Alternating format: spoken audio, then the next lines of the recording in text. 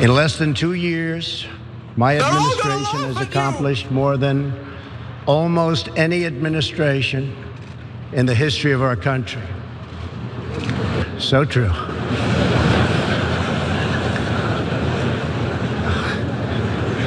Didn't expect that reaction, but that's okay. Take a look at the oranges. They're all gonna laugh at you!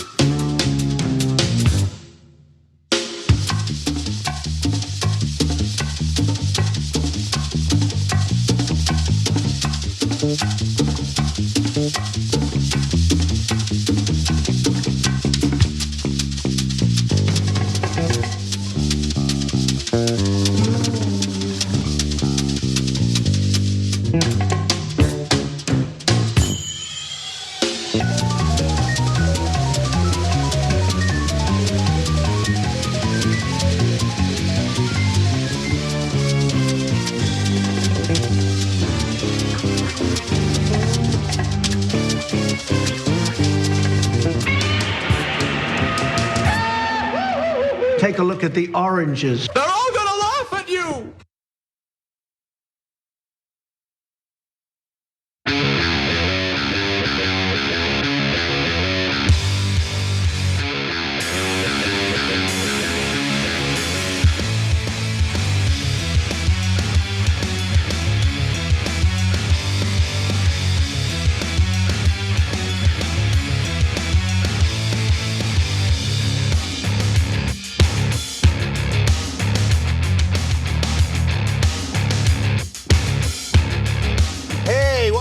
Turks, Jake Uger, Atticus Barrett, Evan Bigland. Fun for everybody. We have impeachment, ladies and gentlemen. We have impeachment. It's become a little bit more formal, as you'll see in a little bit. But the story you've got to stick around for. Yeah, we're teasing you by putting it near the end of the show. Here comes Bernie. Let me just say, you were about to say, here comes Hillary. That's another story. Well, yes, that is a story, but in this context, no good. Yeah, bad. Here comes Chris Cillizza with a pro-Hillary headline. And Chris Cillizza does not hide his disdain for Bernie Sanders. Well, who does, right? In the mainstream media. I mean, even the great news that we have for you guys, the article's replete with anti-Bernie Sanders, subtle jabs for no reason at all. So overwhelmingly good news for Bernie Sanders a little bit later in the program, okay? Yes. But Anna, we got a lot of stuff to talk about. A lot of stuff to talk about. I would like to make a few announcements, get that out of the way, and then get to the stories. So first, I'd like to talk about myself. I will be on an immigration panel. When. Finally. I will be on an immigration panel tomorrow, actually. And if you're in Los Angeles, you are welcome to come. It's titled Our Stories, Our Power. And again, it's on December 6th, tomorrow at 2 p.m. at La Plaza de there at that place that you see. I know how to pronounce it correctly, but I always feel uncomfortable, like I'm doing what Obama used to do with Pakistan, right? Oh yeah. But or La pulling a Plaza de Beto O'Rourke. Cultura y Artes, Los Angeles. There we go. Okay, so check that out. If you're interested in going, just send an email to rdiaz@caimmigrant.org, okay? Also, Shop TYT, I don't know what they're doing. They're doing all these sales. There's a new sale now. Oh, come on, how many sales are there gonna be? Lots of sales. Okay, so today's actually the last day to place orders and receive guaranteed delivery by Christmas. So get free shipping on all orders over $150 today. Well, that's at least a lot of money, so that's good. Yeah, well, and you have to use the promo code MARY at checkout. So go to shoptyt.com, use the promo code MARY, and you'll get free shipping. As in Merry Christmas, not the Virgin Correct. Mary. Right. MERRY is the promo code. We're knocking it, out of the park today. We all have commentary, so we have to get that in. I can't believe we put Merry as in Merry Christmas in the promo code. It should be Happy Holidays. Okay, and then also TYT is now on Xfinity X1, Xfinity Flex, all these different ways to watch the show. So if you have one of those cool gadgets, those voice remotes, all you do is click on that little microphone button and you say, "The Young Turks," if you have Xfinity X1 or Xfinity Flex, and will pop up. Very exciting. That's how you find things on Comcast. And I kept asking, like, but what if you scroll? No, they're like, just say it, okay? So you could also say TYT, but you must pronounce it like Anna. The Young Turks. No, but Jake, everyone does. Everyone does when they're using the voice remote, right? Yeah. Like everyone thinks that they need to talk like a robot, but it is what By it the is. way, to the most random point of all time, Brett Ehrlich actually does talk like a robot. On the phone, if you call Brett, he'll be like, "Hello, this is Brett." But that's his real voice. It's amazing. Really? Next time you talk to him on the phone, pay attention. No, pay attention. You're like, oh my God, it's true. You know what? I had that experience because I think he's more animated in person. I was like, is he mad at me? No, it's just how he sounds on the phone. Yeah. All right. Turns into Zuckerberg. And then finally, geez, all right. And then well, he did go to Stanford. Ooh, I do declare. Where all those well, Zuckerberg didn't go to Stanford, I don't think, but No, a bunch he went of to like Harvard and then techies. dropped Napster guy did, and I learned that from that movie. Sean Parker. All right. And then Margaret Cho will be on The Conversation. Make sure you check that out. It'll take place on Monday, December 9th. She's a Grammy and Emmy nominated stand-up comedian, best known for her routines that often include social and political critiques. Again, that's on Monday at 8 p.m. Eastern Time, 5 p.m. Pacific at tyt.com/live. Awesome. Yeah, and Kevin Smith reached out the other day and said, hey, looking forward to coming back on too. So, all right, not cool. a big deal, I'm just saying. Yeah, name dropping. We made that very quick. Very popular. X-Flex, the triceps. Okay, anyway, all right. Let's do it. Today, I am asking our chairman to proceed with articles of impeachment. I commend our committee chairs and our members for their somber approach to actions which the president had not made necessary. Speaker Nancy Pelosi announced today that she has decided that Congress will draft articles of impeachment. She gives a little more detail in the next video. Take a look. Sadly, but with confidence and humility, with allegiance to our founders and a heart full of love for America, today I am asking our chairman to proceed with articles of impeachment. I commend our committee chairs and our members for their somber approach to actions which the president had not made necessary. In signing the Declaration of Independence, our founders invoked a firm reliance on divine providence. Democrats too are prayerful, and we will proceed in a manner worthy of our oath of office to support and defend the Constitution of the United States from all enemies, foreign and domestic. So help us God. Okay, I don't want to overfocus on style because it's a good day in America. She's announcing impeachment, credit where credit is due. But politicians are funny folks. So with allegiance to our founders and our hearts full of love for America, today I'm asking our chairman to proceed with the articles of impeachment. Okay, a little flowery. But you forgot the part. You forgot the part where she stares and just gulps, like. Yeah, see, but that's the thing. Like, that's hard. Like, to be fair to them, they got to read from a prompter. They don't normally read from a prompter, and it's a super awkward situation. And she's got to go out there and tell us how full her heart is with love. As she, Obama read from a prompter all the time and was very good at it. I know, but he was president. He does it way more often. Okay, so look at me defending Nancy Pelosi. So let's talk about a very clear strategy that Democrats have chosen to proceed forward with the impeachment investigation and now in drafting the articles of impeachment. They have gone to great lengths to at least give the appearance that they are saddened by this process. That this is a disastrous thing that's happening. They're not saddened. They're saddened by, and so you're gonna see that over and over again. Look, I gotta be honest, I don't even care whether they're saddened or not, right? I don't, why is that relevant at all? And so the reason why they're using that strategy is because they want to make it appear, and it is, I think that this has been a fair process. I think that they've done everything that they could to get Trump's defenders to actually participate in this and comply with subpoenas to give their perspective, their side of the story. But they have obstructed this in every way that they can. And so look, I think that as long as they have a fair process and as long as the facts are out there and they speak for themselves, that's all that matters.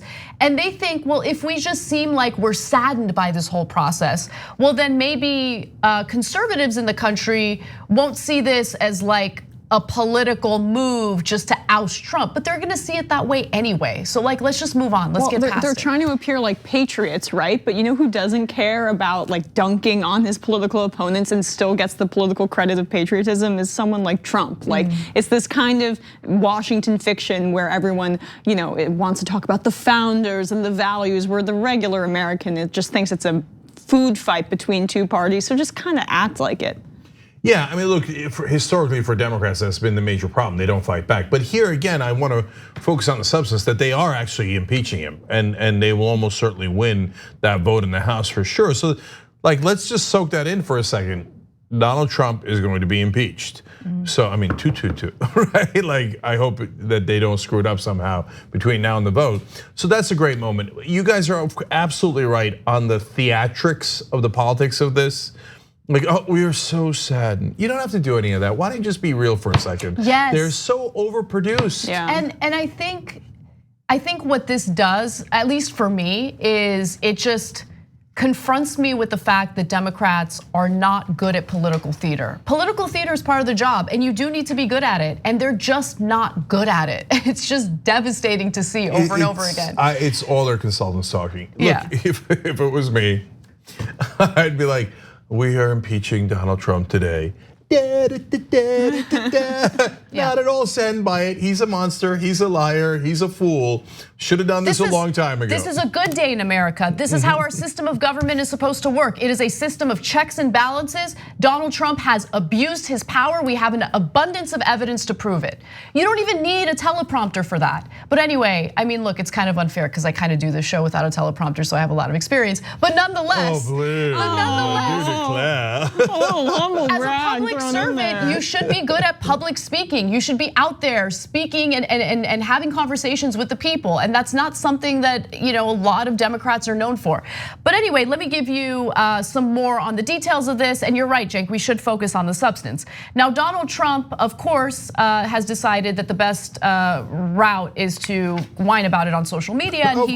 And he says, if you're going to impeach me, do it now, fast, so we can have a fair trial in the Senate. Okay, pause for a second.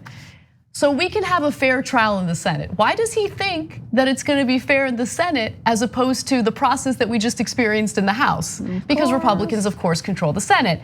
And then he continues to say, and so that our country can get back to business. We will have Schiff, the Bidens, Pelosi, and many more testify and will reveal for the first time how corrupt our system really is. I was elected to clean the swamp, and that's what I'm doing. Like he can't even get his own tagline right? You drain it. What happened? Good catch, yeah. No one talked about cleaning the swamp. That was just you just now. So yeah, that weird change there. Well, so in terms of the people that are testifying, well, that's trippy. So the Republicans control the Senate. That means they control the committees and can call witnesses in any way that they want. And so, will they really call the Speaker of the House to testify about this? And could that backfire? I mean, what are they going to ask them? Why are you investigating Donald Trump? Because he's a criminal, and my heart is full of love for America. So that's setting up for a bizarre scene in the Senate. But much more importantly, now Andrew Napolitano on Fox News is goading Trump into testifying. He's like, you know what? I think you got this, dog. If you go to the Senate, the Republicans are in charge, right? And you could clear this up because you'd be amazing. 200 million people would watch you. And when he said that, I was like, oh my God, he might do it for the ratings. It would be the greatest ratings ever. No, there needs to be a campaign. like a grassroots campaign to encourage, goad Donald Trump to into buy off testifying. Napolitano to keep this up so he can be our Trojan horse. We don't even need to buy him off. Fox hosts. I mean, if it's coming from us, he's even smart enough to figure it out. But if we get the Fox hosts to all collude, then we'll have him. Well, look, all they got to do is tell them the 200 million people will watch, and they will. They will. It'll be the biggest ratings in American history, Donald. Think about it, okay? Yeah. And who's better at ratings and who's better at speaking to the people than you, Donald? It's gonna be a perfect testimony. But before we move away from Trump's tweets, I actually wanna read the first half of the tweets, because there was such wonderful projection there. He said, the do-nothing Democrats had a historically bad day yesterday in the House. It's amazing. So just all these constitutional law professors went up there and said, "Oh, he definitely did it. It's definitely a crime, and he should definitely be impeached." And the one law professor they had on the Republican side was like, "Well, I'm not saying he didn't do it. I'm just saying you guys should take a couple of years to decide." Yeah, Jonathan Turley. Okay. He was the only one who disagreed with the other constitutional experts, but not on the substance of what Trump did, but on the speedy nature of this impeachment inquiry. Yeah, and so, and a lot of the experts said that Donald Trump had a historically bad day. So what does he do? No, oh yeah, you had a historically bad day. Why? Because it doesn't make any sense. Because a percentage of the population will just believe it. Like like they're gonna believe that the Horowitz report contained so much damning evidence. I'm picking up this voice you do. So much damning evidence about the Democrats that just if he says it, it is gospel, and that's the definition of a cult of personality. Yeah, and we're gonna get to that report a little bit later. If you want to catch the whole show, tyt.com/join. You can get all of it if you're a member anytime you want. Okay, but to finish it up, he said they have no impeachment case and are demeaning our country. He demeans our country, but nothing matters to them. Trump 101. They have gone crazy. I wonder who's actually gone crazy. So this made me think he had a heart attack. Because remember, after he went to the doctor in an emergency, he said, now remember, it was definitely not a heart attack, not the chest. Oh, okay, so it was the chest and you had a heart attack. So, he's unbelievable with this projection. Yeah. You know, there was this theory that he went to the doctor unexpectedly in an effort to eventually say that he needs to resign due to health concerns, but not because of this impeachment investigation. I don't know. I mean, look, it's all speculation. Who knows what's really going on? I mean, he doesn't lead a very healthy lifestyle, so he probably does have some health issues. But look, you're right. I think that this is good. I think it's good that they're moving forward. A lot of people are fear-mongering about what's likely to happen in the Senate. You know, the idea that Trump is likely to be acquitted because there are more Republicans in the Senate. Look, I know that there could be political ramifications for Democrats if that were to occur. But I still don't care because it's about principle and it's about doing the right thing. And I think it's important to have those Republican senators on the record saying, yes, I enable Donald Trump, I enable the executive branch to engage in criminality. And impeachment isn't like one size fits all. So everyone is freaked out because there were political ramifications for the Republicans back during the Clinton era. They were going after him for a freaking affair. This is super clear-cut quid pro quo, and I think that there will be political ramifications for the Republicans if they don't side with justice in this case and they just back Trump up. Specifically among the suburban voters that the moderate Democrats are so concerned with. I think that we should be able to turn out the progressive base as well, but there is a coalition of moderate people, centrists in the suburbs who are very concerned with the impeachment proceedings, and they will follow what happens in the Senate. So last thing on this is that both for policy and politics reasons, I actually don't want them to rush. And of course I don't care what Trump wants them to do. Because for policy, meaning substantive differences in this case, or reasons in this case, is that Well, I want to talk about the obstruction charges that Mueller talked about in his report, 10 different cases of obstruction. And I want to talk about the hush money payments, which was also a clear violation of the law. So I wish they would take their time to introduce those articles of impeachment in the House as well. Now, in terms of politics, you do want it to go into spring. I don't want it to be political in the sense of like, oh, let's drag it out so it affects the presidential election. But if you're taking politics into account, you want it in the spring when the Republicans start to panic about their polling numbers in their own Senate races. And so then this idea that they're definitely going to acquit, I don't think that's true at all. It depends on how well they're polling in their home states as they go up for re-election. Right. So that is probably the single most important issue when it comes to whether Donald Trump will actually be held to account or not. Well, let's move on to a different aspect of this story that I thought was interesting. So today, Nancy Pelosi announced that they will be moving forward with articles of impeachment. And after she gave her announcement on that, she was asked a provocative question by a reporter with Sinclair Broadcasting Group. And the question was not something that she took kindly to. Take a look. Do you hate the president, Madam Speaker? Because I don't hate anybody. Representative Collins, reason I ask. We don't hate anybody, not anybody in the world. So don't accuse me. I did not accuse you. You did. I asked a question. You did.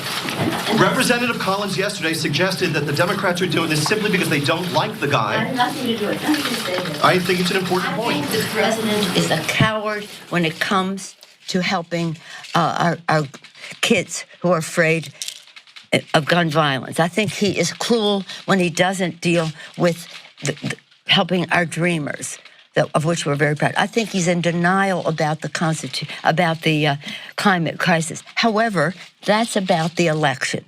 This is about the election. Take it up in the election. This is about the Constitution of the United States and the facts that lead to the president's violation of his oath of office. And as a Catholic, I resent your using the word hate in a sentence that addresses me. I don't hate anyone. I was raised in a way that is a heart full of love, and always prayed for the president. And I still pray for the president. I pray for the president all the time. So don't mess with me when it comes to words like that.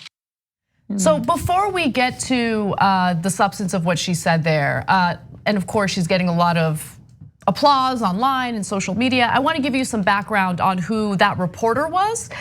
So he actually used to work at Fox News, but he was forced to resign at some point. His name is James Rosen, and according to NPR, James Rosen's former Fox News colleagues said that he had established a pattern of flirting aggressively with many peers and had made sexual advances toward 3 female Fox News journalists, including 2 reporters and a producer. And his departure followed increased scrutiny of his behavior at the network. And that's according to colleagues who spoke to the media. So that's who that guy is. And he's clearly conservative. He's now working for Sinclair, which again is very conservative, just like Fox News. But nonetheless, what do you guys think about her response to it? Well, as a lapsed Unitarian, I found her pointing a little weird, but that's really my only. I mean, it was like, I'm glad she pushed back. It was kooky and weird. I don't understand what her Catholicism has to do with it at all. That guy's a jerk. He's a terrible guy. It was corny, but you know what? Like, hey, showing a little fight in her own way, to put it delicately. Yeah, no, I agree with Emma. I got mixed feelings on it. I like that she fought back. I'm super happy about that. I encourage her to do that more. You know, obviously we're stylistically different, and so yeah, I don't like Donald Trump at all. So if you want to say, do you hate Donald Trump? Sure, why not? No, he's given us, not even sure he's why given us not. 1,000 reasons to dislike him, despise him, hate him, whatever adjective you want to use. But she's right about the pushback on the question, because this isn't about our dislike of Donald Trump. This really is about him violating the law. Like if the most ardent progressive came to me and said, okay, we don't like Donald Trump's policies, let's say the Muslim ban, okay? Let's impeach him over that. I'd say, no, I don't agree. If you didn't want the Muslim ban, then you shouldn't have voted for Donald Trump. That's what the election was about. And he's terribly cruel to all immigrants, But he was very clear about that during the campaign. It's not like he hid it, and the people voted for him. So then don't vote for Republicans, don't vote for Donald Trump. I wouldn't want to, in that sense, overturn the election. It is what it is. We live in a democracy. It's about, this impeachment is actually about the law and the fact that he keeps breaking the law and thinks that there's going to be no consequence, and he thinks the president in a democracy is above the law, and that just isn't true. So these gross violations of our Constitution. So Pelosi, as much as I wouldn't have talked about like love in my heart and I pray for him, the only thing I pray about Donald Trump is pray that he gets out of office as quickly as humanly possible. So I wouldn't have gone in that direction, but we're different people. But the substance of our answer is exactly right. This isn't about politics. This is about upholding the law. But also implicit in his question is that hatred for him would cause her to be emotional about the impeachment proceedings, which is clouding her judgment. One could interpret that in a way that might imply sexism and would not be asked of other male leaders, perhaps. And it would be consistent with this former Fox News host, reporters past. And it's a common defense of Donald Trump and a common statement or talking point that conservatives use against the impeachment process. They argue that this is not about the facts, that it's just about Democrats who are incredibly angry that they lost in 2016, and this is their way of trying to remove him from office. I mean, look, again, what matters is the evidence, and when you have more than a dozen people who have worked with Trump, some of whom gave him $1 million for his inauguration, testifying against him and showing that there was a quid pro quo, that's what matters. Yeah, so last thing on that is, of course, is with all Republicans and conservatives, is projection.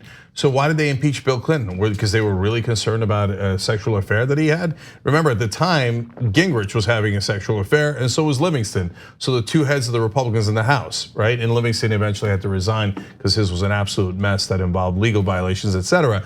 So now, why did they impeach Bill Clinton when they was supposed to be at a real estate deal, and it turns out he didn't do anything wrong in the real estate deal? They impeached him because they hated him, and they were just looking for excuse, any excuse. So they project that on the Democrats. Oh, you must be doing the same thing we do. We don't really care about the law at all. We just hate the guy and wanted to impeach him. Right. Well, no, that's not what the Democrats are doing. In fact, the Democrats are far too cautious in how they fight against the opposing party. So it took us a Herculean effort to get Pelosi to even start these hearings in the first place. All right, well, we got to take a break. When we come back, we will show you the findings of the investigation into the Mueller investigation. Remember, the Trump administration has claimed all sorts of conspiracy theories about the intelligence community. So what did their investigation find? We'll tell you the details when we return.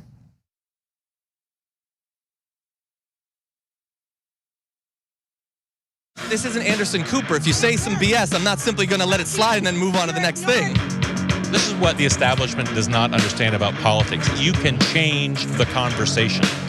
This is my place in that broader revolution. We first have to fight to prove that we are human. We then have to fight for our freedom. Then we fight for our equality. And now we are fighting for our survival because your militarized police force thinks it's okay to shoot us at any point in time. Look at what's happening in society today, and it's hard not to think about what was going on in the 50s and 60s. We're all out here. Everybody that cares about where this country's going are out here. We are gonna win this fight.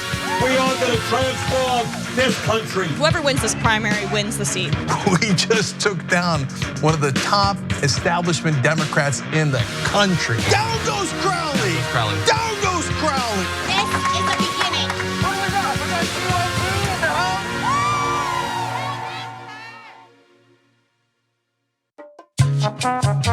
Best moment of my life, I guess, would have to be when the kid was born. Like, because suddenly that meant I served my purpose. Very close second, the day we sold Clerks. That changed my life. In fact, Harley wouldn't have been born if I hadn't sold Clerks, so that noise. Clerks, probably the biggest day, best day of my life. It led to everything else. I got the wife and the kid because Clerks happened. So don't tell the kid, but Clerks. The Monsanto Corporation continues to sell a herbicide called Roundup, but you should know that that herbicide is a potential killer. Recent studies have linked Roundup to significant increases in non-Hodgkin's lymphoma. That's a cancer that can be devastating to you and the people you love. While Roundup continues to cause cancer, Monsanto continues to make huge profits from the sale of Roundup. They will not take it off the market. If you or a loved one are exposed to Roundup at work or home and then developed non-Hodgkin's lymphoma, you may be entitled to financial compensation, and it's important for you to take action now and hold Monsanto accountable. Magic. It's showtime. And say 45 minutes. I'm hosting today. Now I know what you're thinking, Jerry, your face is already perfect, but you know what? I still need to apply some makeup. I went through this process, right? A few years ago, when I realized that I was gonna have to wear makeup on the show. I had to go through like finding out what my undertones were. You guys know what those are? I got my MAC Cosmetics. It says SPF 15 foundation, broad spectrum. But apparently what I have is red undertones, and I think pores are not supposed to be seen. I need all these things to be confirmed for me. These sponge things don't work for me. You gotta use your hands. At least I do. That's how the magic really happens. So we're gonna go through a tutorial how to make the magic happen from beautiful to beautifuler. Let's go. I've already been moisturized. That's the first thing. But moisturization already happened. We go raw. All hands. Pick up a couple streaks. This is the guy way of putting on makeup. Look at that, dots.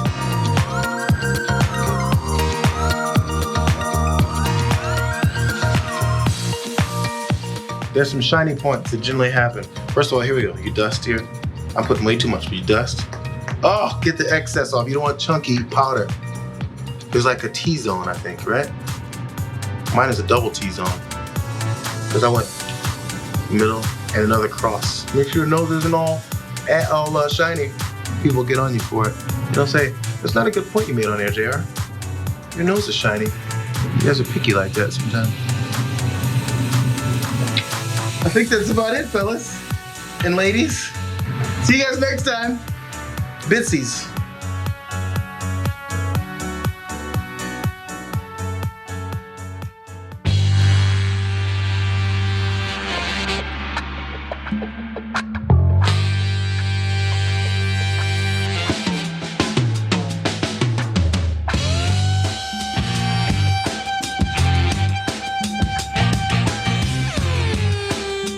All right, back in the Young Turks. Let's go to the member section first. California writes, and I love Margaret Cho. Thank you, TYT.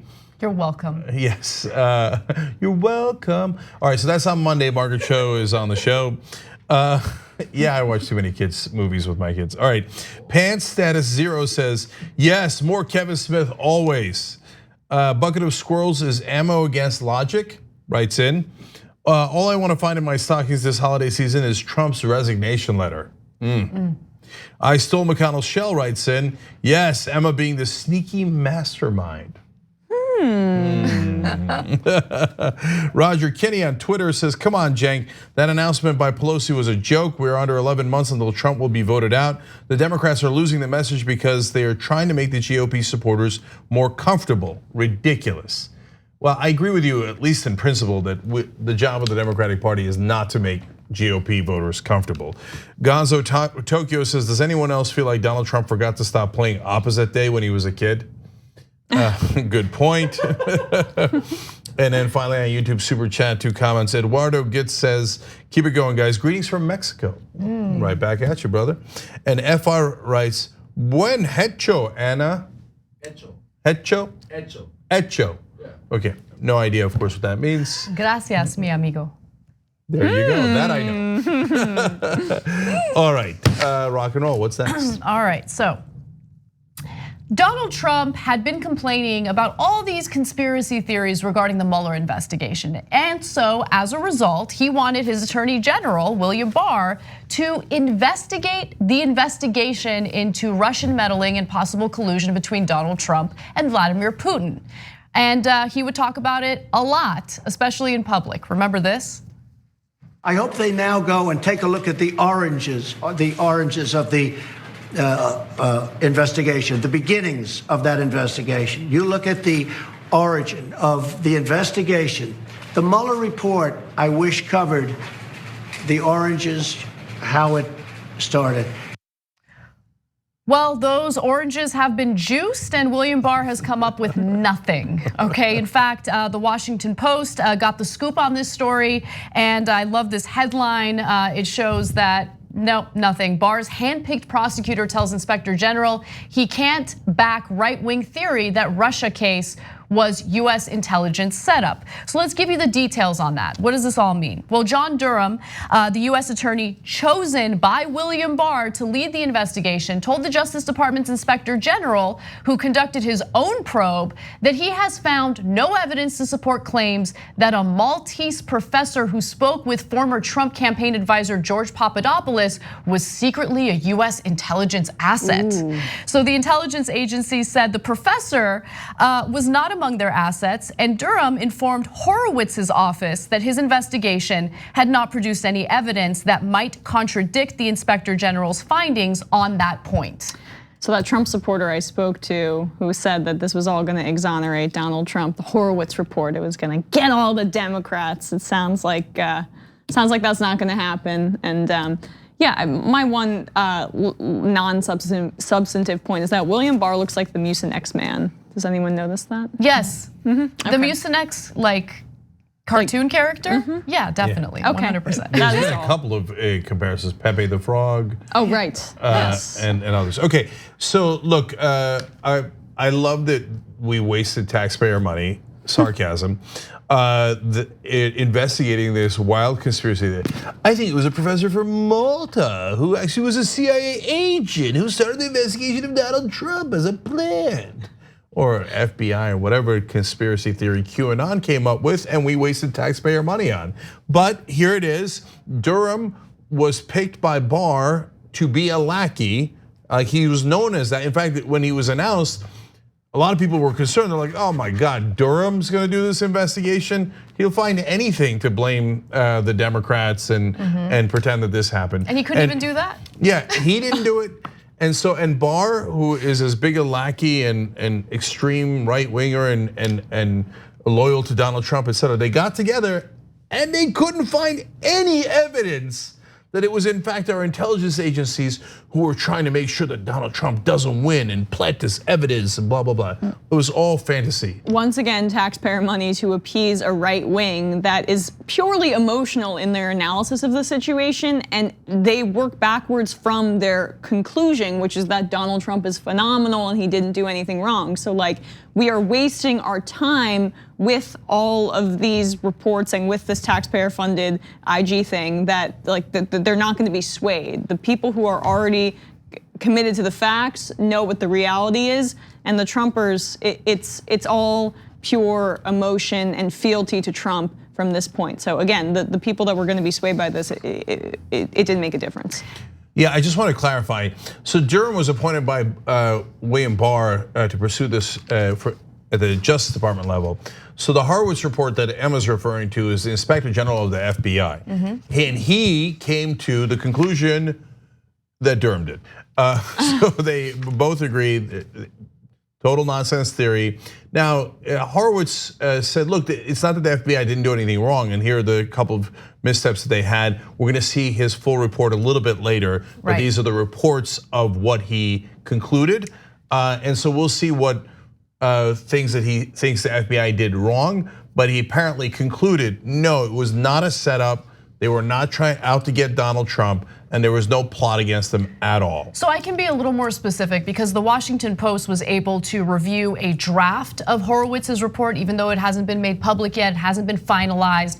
And so just to give you a sense of the wrongdoing by FBI officials, they just found examples of members of the FBI who don't like Donald Trump, because they're humans and humans have political opinions, right? But Horowitz determined that their dislike for Donald Trump did not in any way negatively impact the fairness of the Mueller investigation.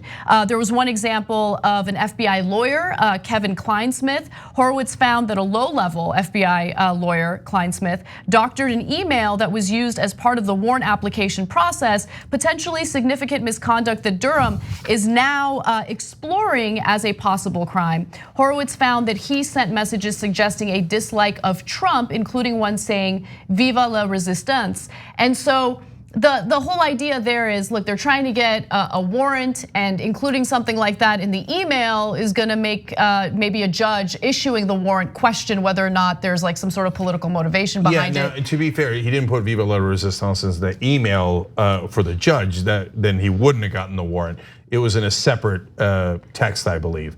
So what the Inspector General is saying is he might have changed an important material part of the warrant to get the warrant, and that is problematic, and it really is. No one should do that. It doesn't matter who you're investigating.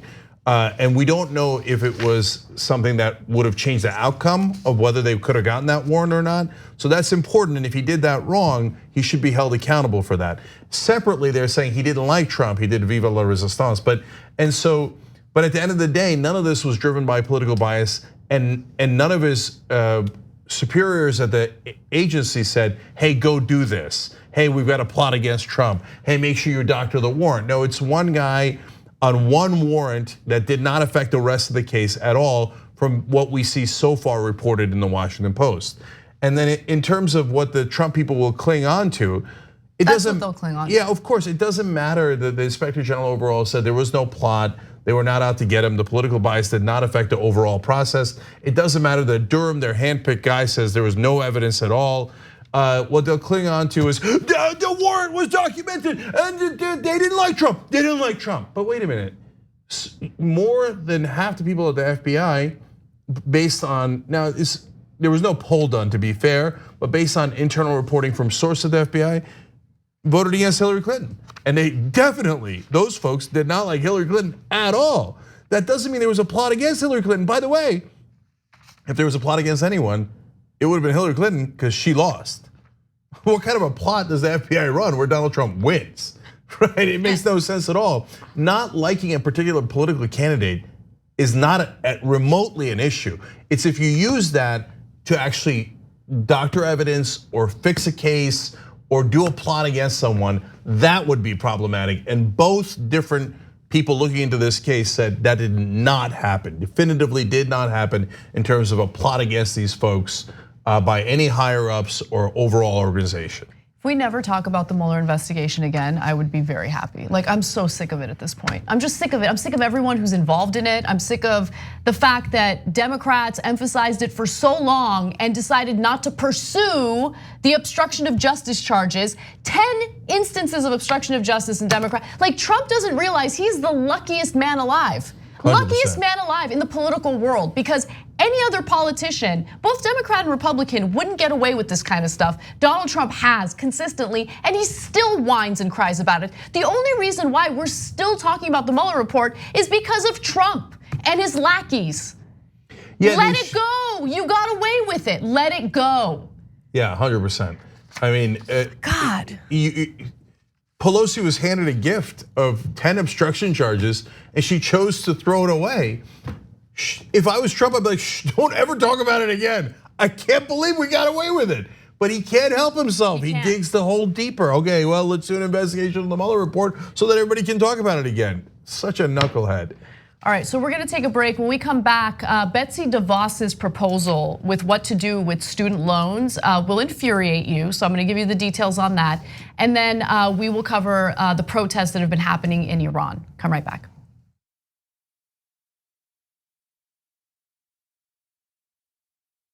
From this day forward, a new vision will govern our land. From this day forward, it's going to be only America first. America first. Yes, President Donald Trump has made life hell. Everything is always about race because the sitting president, known for his trigger Twitter fingers, somehow kept it tight-lipped over the Nazis who returned to Charlottesville last week. If Republican politicians genuinely cared about all lives, we wouldn't be facing the largest wealth redistribution in American history. Trump, who claims he wants to make America great again, but isn't really interested in protecting the little guy, just withdrew Obama's memo and told collectors that they're free to go back to screwing over struggling Americans with fees. This decision will impact far and wide, especially, and listen for the irony here, those who already pay more out of pocket each year due to soaring internet package prices. There's a ton of racist monuments in America. White supremacy is still put up on a pedestal. Of course, more white people are killed by police. White people make up more than 75% of the US population. So you can justify your bigotry and feel better about saying these things at dinner, polite dinner conversation with a side of racism and home fries. Does the president normally watch these kind of anti-Muslim videos that have been posted by this group? Here's a list of what the president watches every day. It goes cartoons, Fox and Friends cartoons, followed by, at noon, it was a bunch of Civil War documentaries for like 6 hours. But he claps at all the wrong times.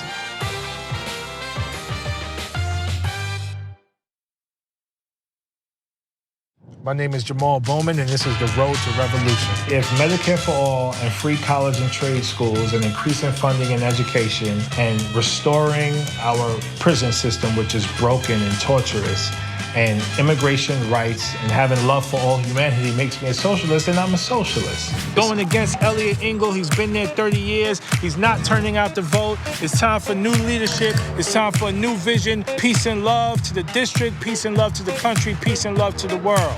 I challenge any congressperson to come to the Bronx and run a middle school effectively. Educators have a unique perspective. I mean, we work daily with the people of this country, regardless of their background, regardless of their race, ethnicity, class, religion. The majority of the American people agree with progressive policies. So it's more about having candidates and elected officials who the people can believe in. And I am Jamal Bowman over here, so hello, good morning, good morning. Not sure what to get your loved ones for the holidays? Well, we're bringing back the annual membership gift option just for you and yours. I always found to be kind of a funny thing to say, you and yours. Anyways, just head to tyt.com/gift to send a friend or family member the gift of unlimited access to TYT. You can choose the length of membership, type of membership, and even select the theme of the gift. That's tyt.com/gift to bring TYT to all your holiday cheer. tyt.com/gift. The Monsanto Corporation continues to sell an herbicide called Roundup. You should know that recent studies have linked this commercial herbicide to a significant increase in non-Hodgkin's lymphoma. A diagnosis of this type of cancer can be devastating to you and your family, while Monsanto continues to profit from these sales. If you or a loved one were exposed to Roundup at work or at home and then developed non-Hodgkin's lymphoma, you might be entitled to financial compensation, and you have a right to take action now.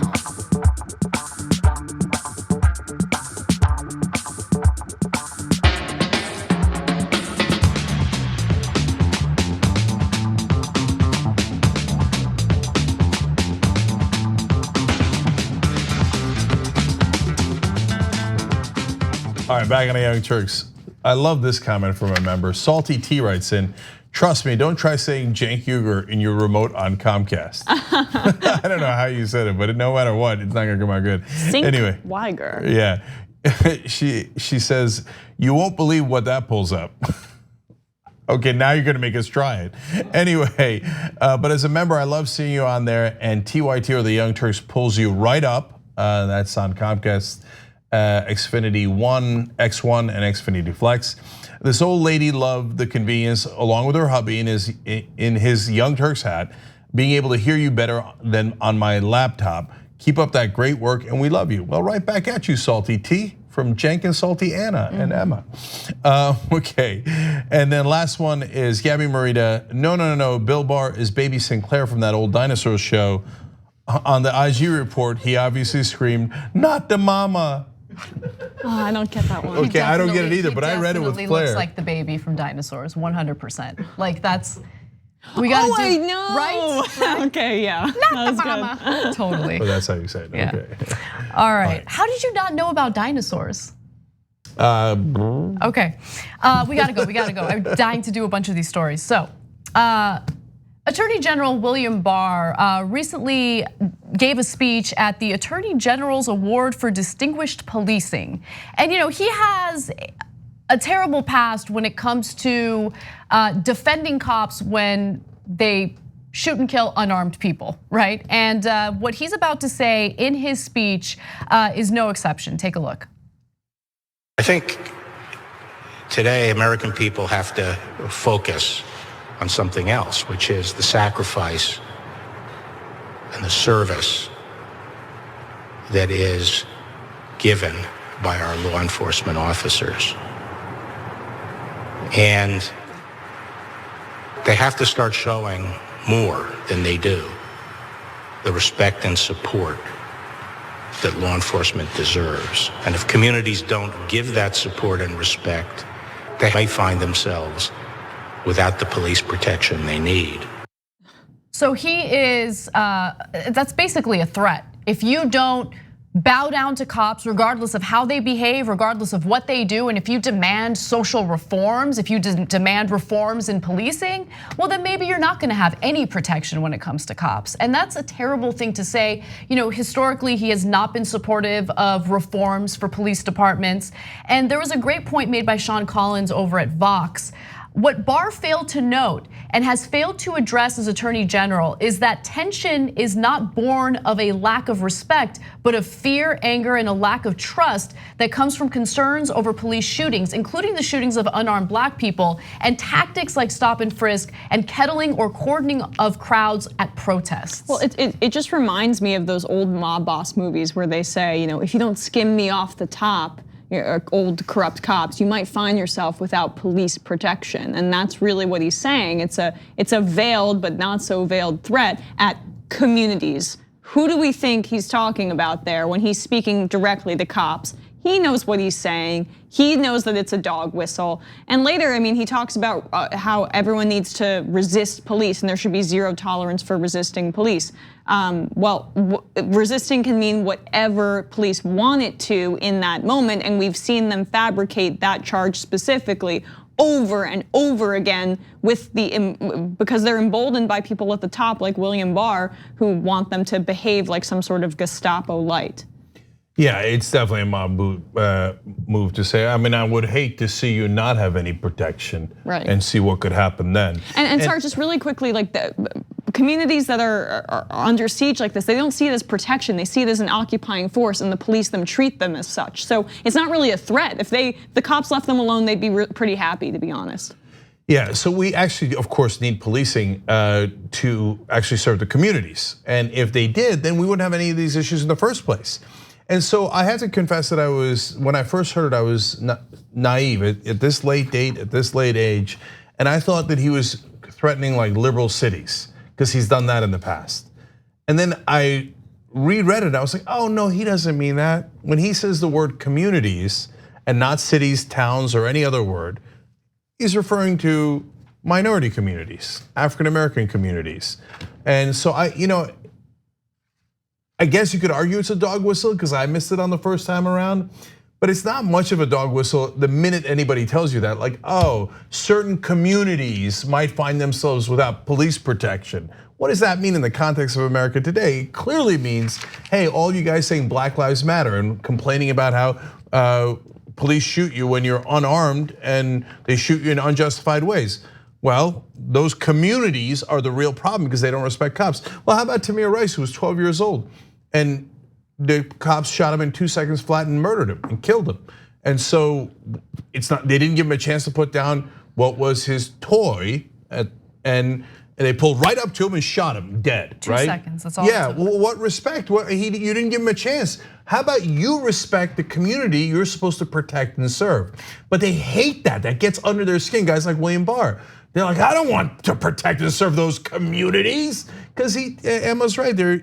He has the idea of an occupying force, and so yeah, I wanted to say one more quote of his later, but yeah, yes. I just wanted to make a note that a person that I can think of right off the bat who doesn't actually respect or care for law enforcement is William Barr and the president that he's working for. 100%. That's the quote I wanted to read. In an August speech, a different speech, he said, "That is the emergence in some of our large cities of district attorneys that style themselves as social justice reformers, who spend their time undercutting the police, letting criminals off the hook, and refusing to enforce the law."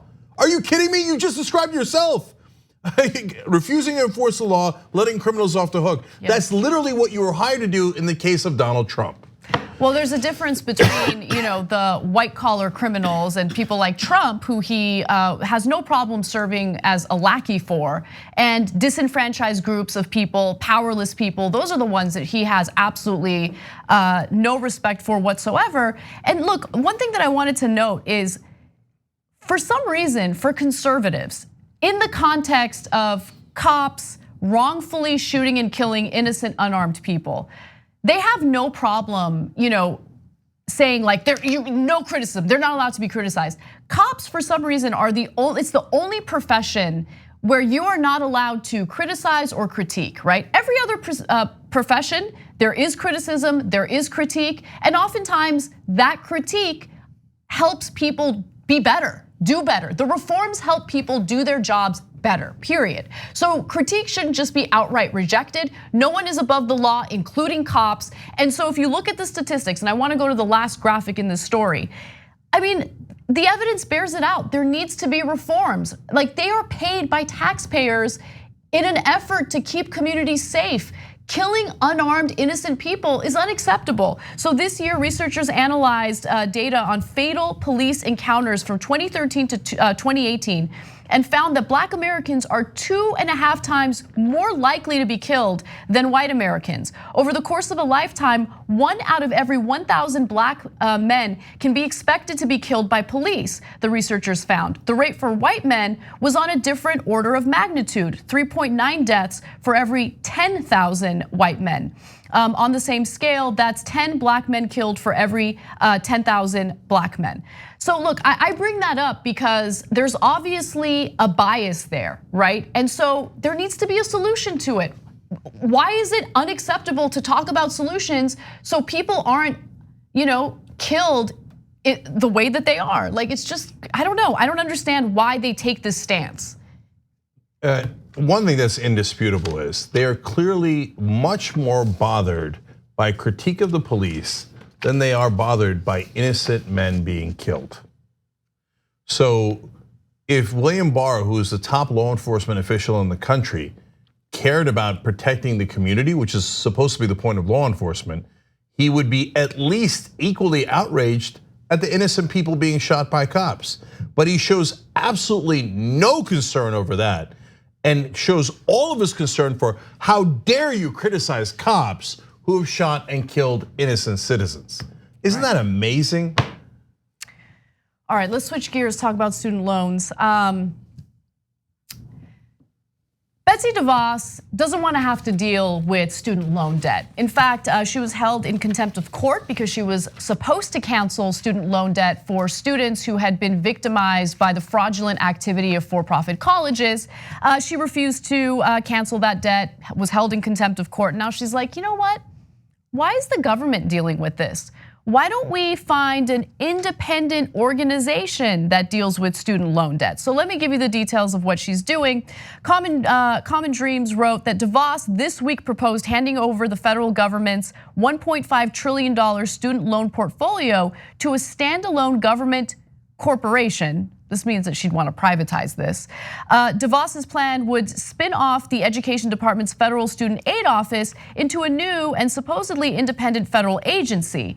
In fact, she said during a speech in Reno, Nevada, "I'm not so sure the federal government should monopolize student lending, but if it does, and for now it essentially does, then it must provide services on par with world-class financial firms." Ooh, world-class. What's funny though is that well, it's not funny at all. She's one of the most corrupt people ever in government. A few months ago, there was a story about how she's basically just sitting on hundreds of millions of dollars that has been approved by Congress to forgive student loan debt. Why? Because her family and her financial interests are heavily invested in student loan payments. And also, if they all get wiped out, then how is she going to get that juicy interest rate, or how is she going to get all of the money that that comes to her when these students are unable to pay? It's predatory, and she's literally just sitting on congressionally approved money, and I think in a bipartisan way, purely to enrich herself and her family. What do you call that? It's corruption. And if she has her way, if she's able to accomplish what she wants to accomplish here, it would be incredibly difficult for a president like Bernie Sanders to unilaterally cancel student loan debt. Exactly, because it would be outsourced to a private corporation and it would not be in the government's hands anymore. So very shrewd to protect her cash long term as she is on this administration's sinking ship.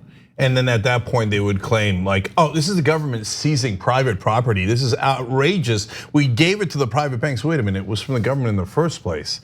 Hence the need for this trade. Look, I used to think that that even the bad guys had to sleep at night, so they had to tell themselves pretty little lies, and so they could look at themselves in the mirror. And so she like, oh, I think it's important. In this scenario for her, she would think. To get into private industry because there'll be more innovation. Standard excuse they use is, nah. In this case, there's really absolutely no excuse at all. They want to make sure that they protect that $1.5 trillion that they're making money off of. Her family is heavily invested in the student loan industry. No, I think that it's as simple as her and her family members talk, and they're like, well, this is going to cost us a lot of money if a progressive wins, and we can't. And we won't be able to profit off of ripping off students. And that's our business model. We won't be able to buy that 12th yacht. Oh, to be fair, 11th, she only has 10. Oh, I thought she had 11. And I think one of them floated off. Did we not? Did you hear about that story? Yes, and they were outraged because they think somebody cut the ropes. She's hurting. She needs another replacement yacht. Yeah, she was down to 9 yachts for a while. I think they got the 10th one back. I'm not kidding, by the way. Thank God. Those are real numbers. Wow. Okay, but she was also held in contempt of court for failing to comply with an order to stop collecting loan payments from former students of a defunct for-profit college company. So the courts told her, stop collecting these loan payments because we already have a ruling, and the government said don't collect them because that so-called college was garbage. And they gave these diplomas to people or didn't give diplomas to people because the whole thing was a scam. And she's like, yeah, I know, but my family makes money from this. You're not getting it. That's right. It's to enrich me. Right. I mean, the corruption of Donald Trump's administration is record-breaking. So the irony that he won the election by saying he was going to drain the swamp is, I mean, it's devastating. So it's particularly the students who have been robbed blind by Betsy DeVos for the entire Trump term.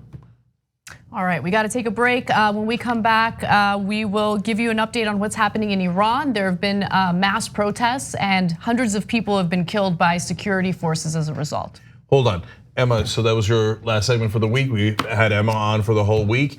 You've got to check out youtube.com/rebelhq, facebook.com/rebelhq. And of course, you can get it on our website, TYT.com as well by going to Rebel HQ. Emma, you do fantastic work. Thank you for joining us guys. this week. Yeah, thank you guys.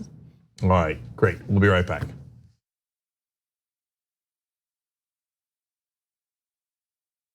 All right, well, the Young Turks special election day coverage dropping. An amazing power panel. Look at this panel. You want to talk about power? Like a smart Destiny's Child. We're all too strong. We spun a revolution. Yes, another one. Aren't you excited? Wow. Some of the best writers in the country are right here on this panel, with the obvious exception of John Irola. Let's not so quickly discount Harry Potter fan fiction. Most of us are usually in boxer shorts underneath. I went with the pants today. This is the first ever power panel with Donald Trump as president.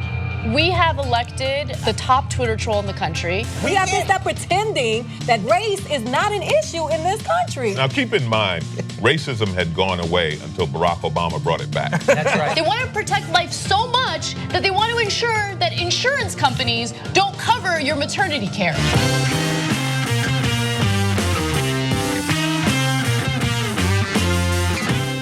The Monsanto Corporation continues to sell an herbicide called Roundup. You should know that recent studies have linked this commercial herbicide to a significant increase in non-Hodgkin's lymphoma. A diagnosis of this type of cancer can be devastating to you and your family, while Monsanto continues to profit from these sales.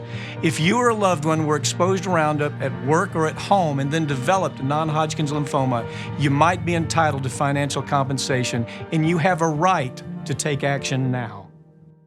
Turn your passions into potential investment opportunities. Whether it's cannabis, fashion, travel, video games, or anything in between, you tell us what you're interested in, and we'll help you uncover the investment potential. Introducing Doe, our newest partner. With Doe, you can be an owner, not just a consumer, with no fees to trade individual stocks. Doe provides your daily one-stop investment shop with lists of companies that relate to your personal interests, relevant news on your favorite stocks, and videos that unpack today's money-moving headlines in under 3 minutes. Go to doe.com/TYT and download today. Listen up, you fart faces. I know you two chuckleheads have been getting into monkey shines while on the company's dime. On February 3rd, Ja'Cory, you wrote, "Slaps roof. You can fit so much spaghetti in this bad boy." We were on our way to go get lunch. What does that mean? Catch these hands.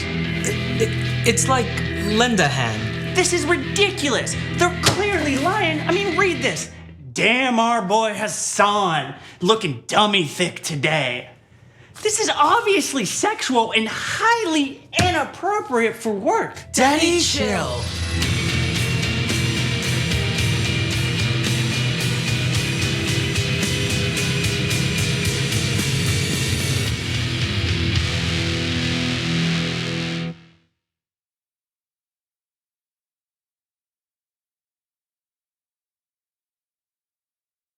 Hi everyone, my name is Julie. I work on PR and marketing for TYT. I'm about to show you guys my collection of political memorabilia. So let's get started with the Obamas. Hi Michelle. I like to wear one on each foot so I can say that I'm walking with the Obamas. To the right is my Abraham Lincoln tote. So I get to be eco-friendly and I get to take Abe with me on my errands. And of course, can't be without my socks filled with Abe Lincoln's face. Duh. Brand new Bill Clinton socks. These were on clearance, Alexander Hamilton socks, which I like to wear during Politicon. This really cool lanyard as a souvenir from my internship back in 2013. Around it, I have my RBG keychain. My boss gifted me these really iconic women cards featuring Hillary Clinton, Sojourner Truth, Rosa Parks, Susan B. Anthony, Sacagawea. All right, that's it. Cheers.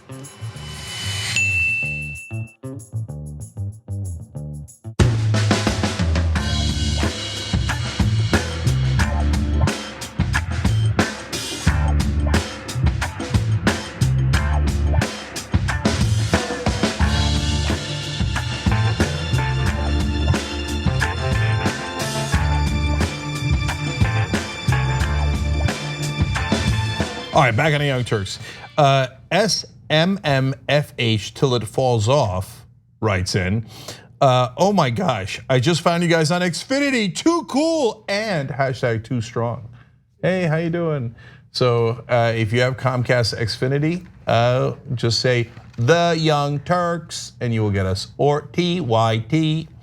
Yeah, but you have to say it that way. Sohalia writes in, also Barr's threat means that he won't protect those communities from hate crime. So that's even more haunting. So those are our members. Thank you guys, tyt.com/join. Man, we got great stuff for you guys.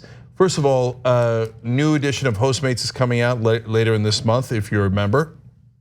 And secondly, we got personalization coming up for all you guys. So register on the Young Turks, put up your picture, get some info on there. Eventually, whatever you want to be public will be public, whatever you want to be private will be private. But we got change coming, change is coming. You guys are gonna love what's gonna happen on tyt.com. All right, anyways, now last couple of comments here are from Twitter and Super Chat. So Eddie O'Donnell says, won't somebody please think of the yachts? Okay, good point, Eddie. The poor yachts of Betsy DeVos. So go to YouTube Super Chat. Wolf1138 says, so I was having a comment with my dad on the weekend and we had an argument about Trump, which culminated in him saying that I need to stop watching left-wing media like CNN. And then he goes, ... if he only knew about TYT. Okay, well you can tell him, you could make him aware. By the way, you could even give him a gift of membership, tyt.com/gift. Drive them crazy. Drive your dads crazy. Give them TYT. All right, and finally Murphy says, I like cops until they shoot me, which seems a fair point. All right, thank you for using YouTube Super Chat, everybody. All right, what's next, Anna? All right, so the negative impact of Donald Trump pulling out of Iran's nuclear deal and then implementing incredibly harsh sanctions has now culminated with an uprising in the country. And as a result, security forces have killed hundreds of protesters. That's according to a new report by Amnesty International. Now, I would argue that the mainstream press in America isn't doing a decent job in drawing the parallels between this uprising in Iran and what Donald Trump did to basically stoke tensions among the Iranian people and the Iranian government. But understand, there is corruption in Iran. There's a lot of frustration about that corruption as a result, and this issue that really broke the camel's back was the rise of gas prices in the country. Now, the Iranian government had been subsidizing gas for a long time. Because of the sanctions, they weren't able to do so the way that they had in the past, and that led to an increase in prices. And once the people of Iran saw that increase in gas prices, they decided to take to the streets. So let me give you details on what's going on. Widespread economic discontent has gripped the country since May last year, when President Donald Trump imposed crushing sanctions after unilaterally withdrawing from Tehran's nuclear deal with world powers. And Philip Luther, who's with Amnesty International and released the report on how many people have died as a result of security forces bearing down on them, says that this alarming death toll is further evidence that Iran's security forces went on a horrific killing spree that left at least 208 people dead in less than a week. I also want to note that the actual death toll is likely to be much higher. The protests erupted after a massive increase in fuel prices. Iran sought to suppress information about the deadly crackdown by imposing a near complete internet shutdown across Iran. That took place over the course of about 10 days. Now, I want to just quickly go to a reporter, Iranian American reporter who's been focused on this story. She was interviewed on Democracy Now! And she gives us a little more insight on what's going on. Take a look. These protests are not new. We saw very similar protests, widespread protests at the end of 2017, beginning of 2018, also in dozens of cities across the country. And this is just, in a way, the continuation of that. And it is combined with the fact that there's high levels of corruption in different factions of the Iranian political system and a lot of mismanagement of the resources. It's a basically rich country when it comes to oil and gas and natural resources, and people just don't feel like that is trickling down to the economy, to the ordinary and average person. And then combine that also with crippling economic sanctions from the United States, and it just creates an economic crisis that is hurting average Iranians, especially working and middle classes, the most vulnerable segments of the society, and especially when they see that high corruption within government officials and feel like the ordinary people are the ones who are taking the pressure of sanctions, of the mismanagement, of this corruption, that just adds to the anger and makes this, basically turns this into a political fight and not just economic. So this is a nuanced story because in some ways this shows that sanctions do work. And I want to be very clear. That doesn't mean you should do them. There's moral components to that question, and in fact, in this case, this is the worst example of a situation where you should do sanctions. I don't think you should have done them to Iran here. Now, sanctions did work in the case of South Africa, and it works in cases where there is not just one dictator, but a group of folks that hurt when the economy hurts, that are business leaders, and then they put pressure on leadership, et cetera. And you can see it playing out here. Iran is more similar to South Africa than it is the old South Africa, than it is to a country like North Korea, where sanctions never work because the dictator still has plenty of money and doesn't care about its citizens at all, right? And here there's no way to do an uprising in North Korea, where there is a way to do an uprising in Iran. Or the Persian people are proud people, and so they do from time to time rise up against their own government. Now, In this case, it's totally unjustified because we're the ones who broke the deal in the first place. And if Iran, like North Korea, kept building nuclear weapons, they never built nuclear weapons in the first place. They had a small nuclear energy program, which we effectively shut down with the deal that Obama made. So they were following everything in that deal. So to impose these crushing sanctions on them so that all of the Iranian people suffer is just morally deeply wrong, and then leads to this mess. And then, don't get me wrong, the Iranian government 100% at fault here on the actions that they took against the protesters. They're right on the trade deal, but very wrong on how they dealt with the protesters, and they're brazen about it. Even Iranian state TV is saying, "Oh yeah, the government shot and killed the protesters." Yes. And they admit to dozens of deaths, almost bragging about it. Now, in reality, it's hundreds of deaths. But they say, "Oh, it's infiltrators that are doing this." No, it's genuinely frustrated Iranians who are doing this. And in fact, the sanctions are so bad. It's not just about gas prices. Inflation has now hit 400% in the time that the sanctions have been in place. So what that does is, guys, even if your salary goes up at the same rate, which it often doesn't, if your salary doesn't go up at the same rate, you're screwed. You can't afford bread, you can't afford anything, right? But even if your salary goes up, your savings are devastated at that level of inflation.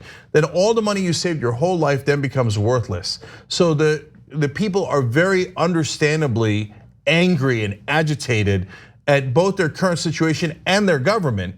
And their anger at their government is also for other reasons, because it's an oppressive government that gives them no freedoms, etc. This last thing that is troubling here and a bad sign going forward is, it looks like they figured out a way to actually block the internet effectively. And so that's why words of these protests and the killings did not come out until 4 or 5 days later.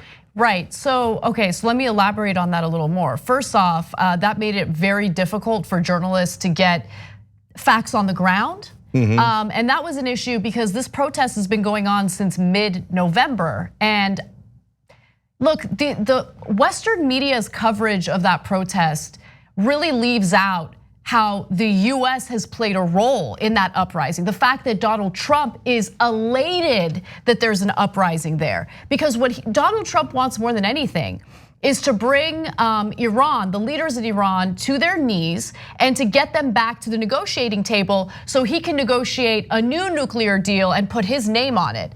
Now, the thing is, I mean, look, people from that region of the world, I should know, are incredibly stubborn, and they know that Donald Trump is playing this game, and they're not gonna come back to the negotiating table. And they're right not to, because I mean, I would love for us to be right, but in that case, we're 100% wrong. Right, and so look, and here's evidence. Donald Trump, in response to the protesters, said the following on Twitter: "The United States of America supports the brave people of Iran who are protesting for their freedom.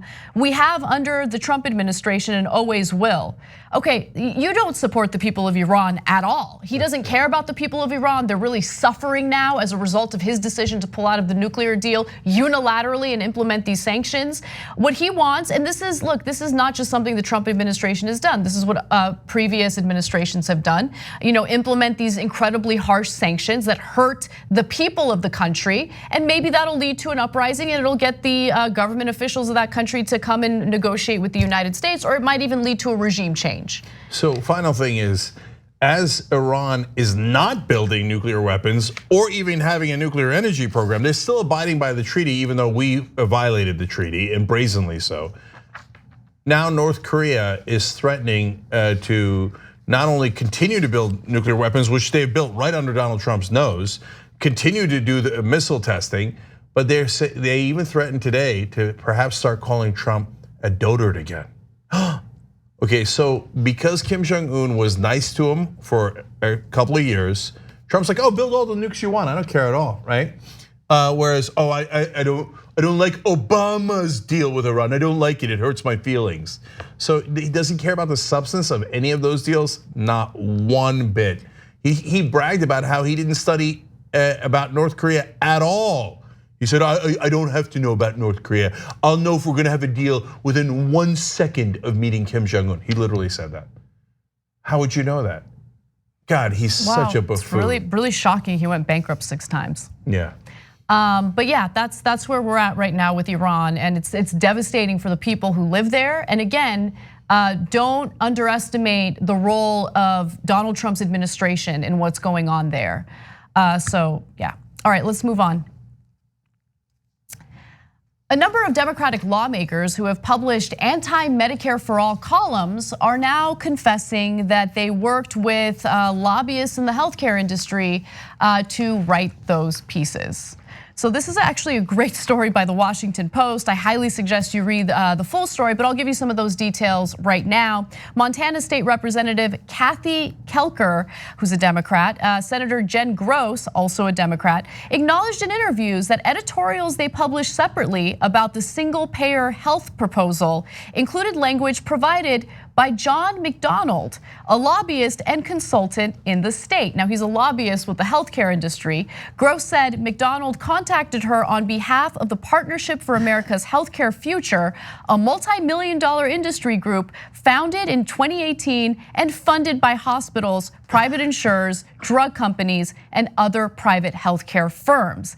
An aide to Ohio State Senator Steve Huffman confirmed in a brief interview that the lawmakers' op-ed criticizing Medicare for All was written with the help of Kathleen DeLand, an Ohio-based lobbyist. Again, I mean, these are all people who want to do away with any proposal for a single-payer healthcare system because they're lobbyists for the healthcare system that we have now. It's very profitable and lucrative for people who work in that industry.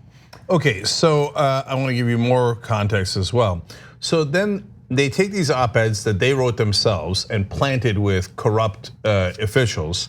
And yes, they're absolutely positively corrupt. So they then take those op-eds and then email to the rest of the reporters nationwide. And in those emails, the Washington Post explains, they say the partnership linked to op-eds written by these state lawmakers, and at one point citing them as evidence that, quote, voices throughout the nation oppose Medicare for All. Those voices were literally them. They wrote the op-eds, they planted it with corrupt Democratic and Republican officials, state lawmakers, and then they turn around and say, see, the voices are against it. I hear the voices. They also said that, hey, look, it's no surprise that elected officials on both sides of the aisle and many other voices throughout the nation are expressing serious concerns. In other words, hey, Democrats also said it.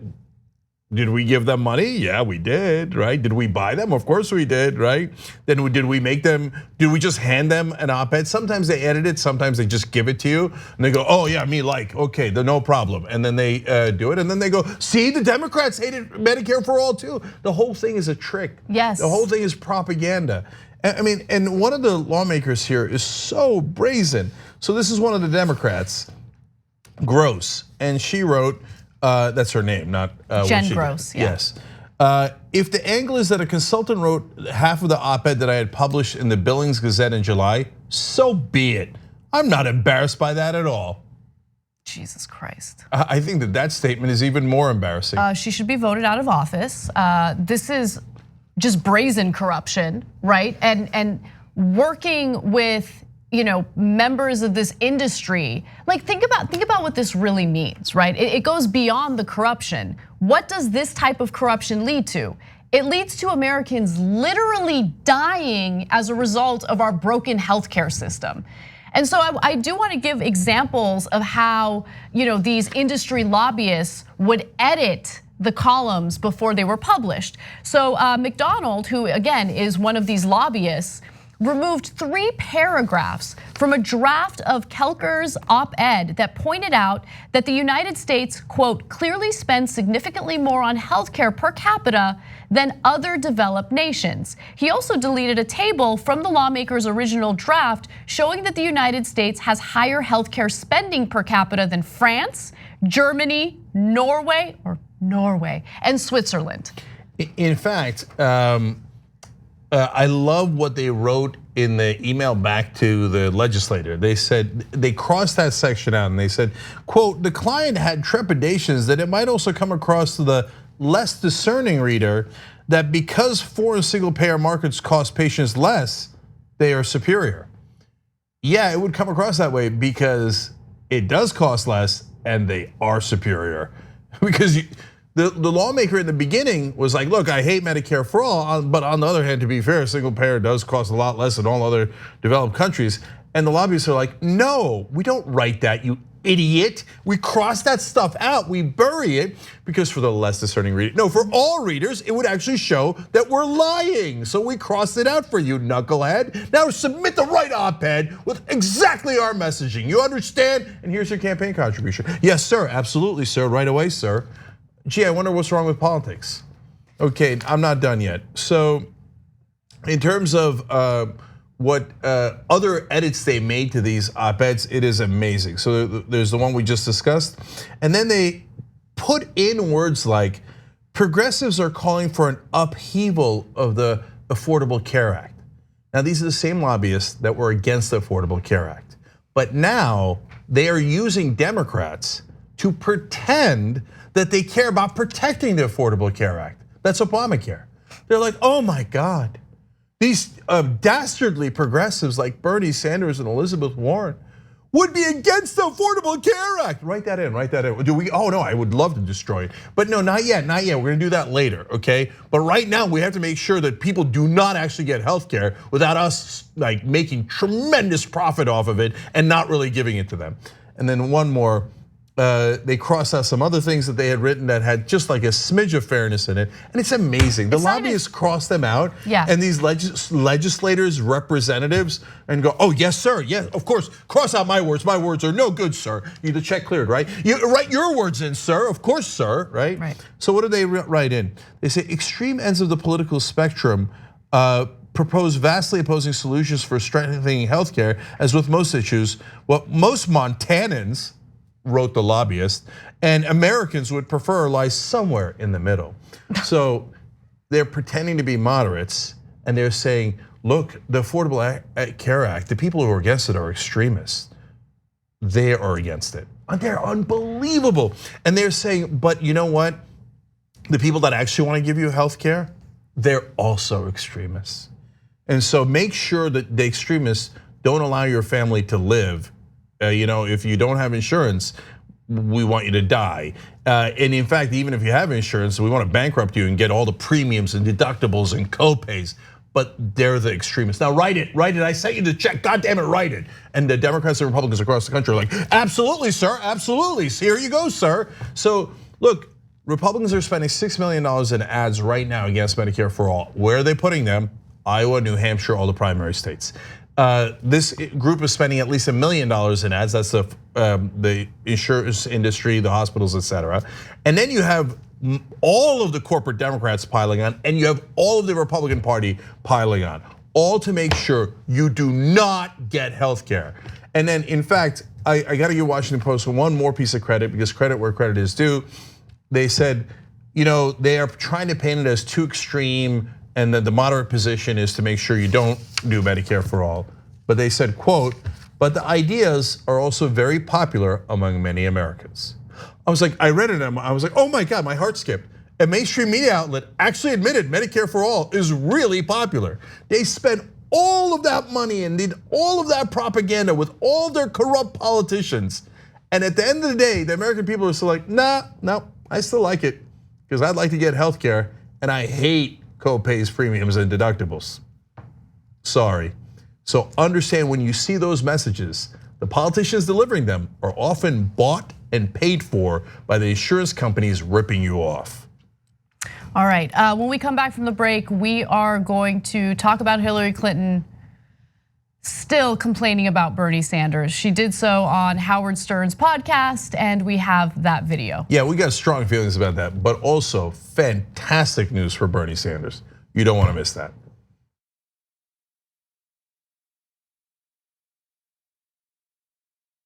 How in the world are you going to get the right to vote if you don't already have the right to vote?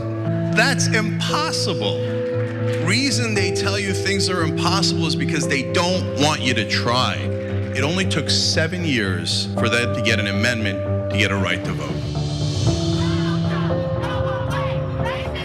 Does this result in millions upon millions of Americans losing their coverage? And we've been waiting to find out, and now we know, yes, it will cut millions. Public education was supposed to be the way to equalize everyone regardless of their socioeconomic status. But if you come from a family that's poor, how are you gonna afford grade school for your kids? This fight is about fairness and morality. It's about the American values. You think that black people all across the country, in every city, were all lying when they said the police abuse us and the police kill us when they should? No, of course they weren't lying. Yes, it does happen. Yes, they do get targeted more. Why are we going to put immigrants in prison for 5 years, which American taxpayers have to pay for, if we're so concerned with immigrants using up our so-called resources? We're gonna do both. We're gonna fight Trump and we're gonna fight the establishment. It's not that hard. Yes, you can do both at the same time. Go tell them.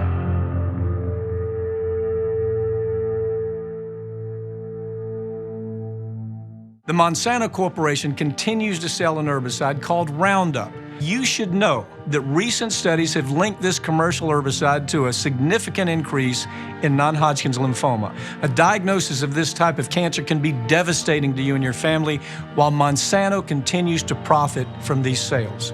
If you or a loved one were exposed to Roundup at work or at home and then developed non-Hodgkin's lymphoma, you might be entitled to financial compensation, and you have a right to take action now. We get animated about the news. Yes, we're not the robots on TV. I actually care about the news. Guilty, I care. Senator Sanders, I'm going to do something unusual. I'm going to ask you a policy question. How dare you? That's the problem, you're the problem. Don't ever attack the Republicans. Where the is the liberal media? No. These are all establishment guys. They love the system as it is. They're all enormously rich off the system that exists. For us, this system isn't working. So what this campaign is about is trying to create an economy that works not only for the people on top, but works for all Americans. We're gonna rock the boat. We're gonna be counter-establishment. We're gonna tell people the truth to the best of our abilities, and we're gonna keep it real with them.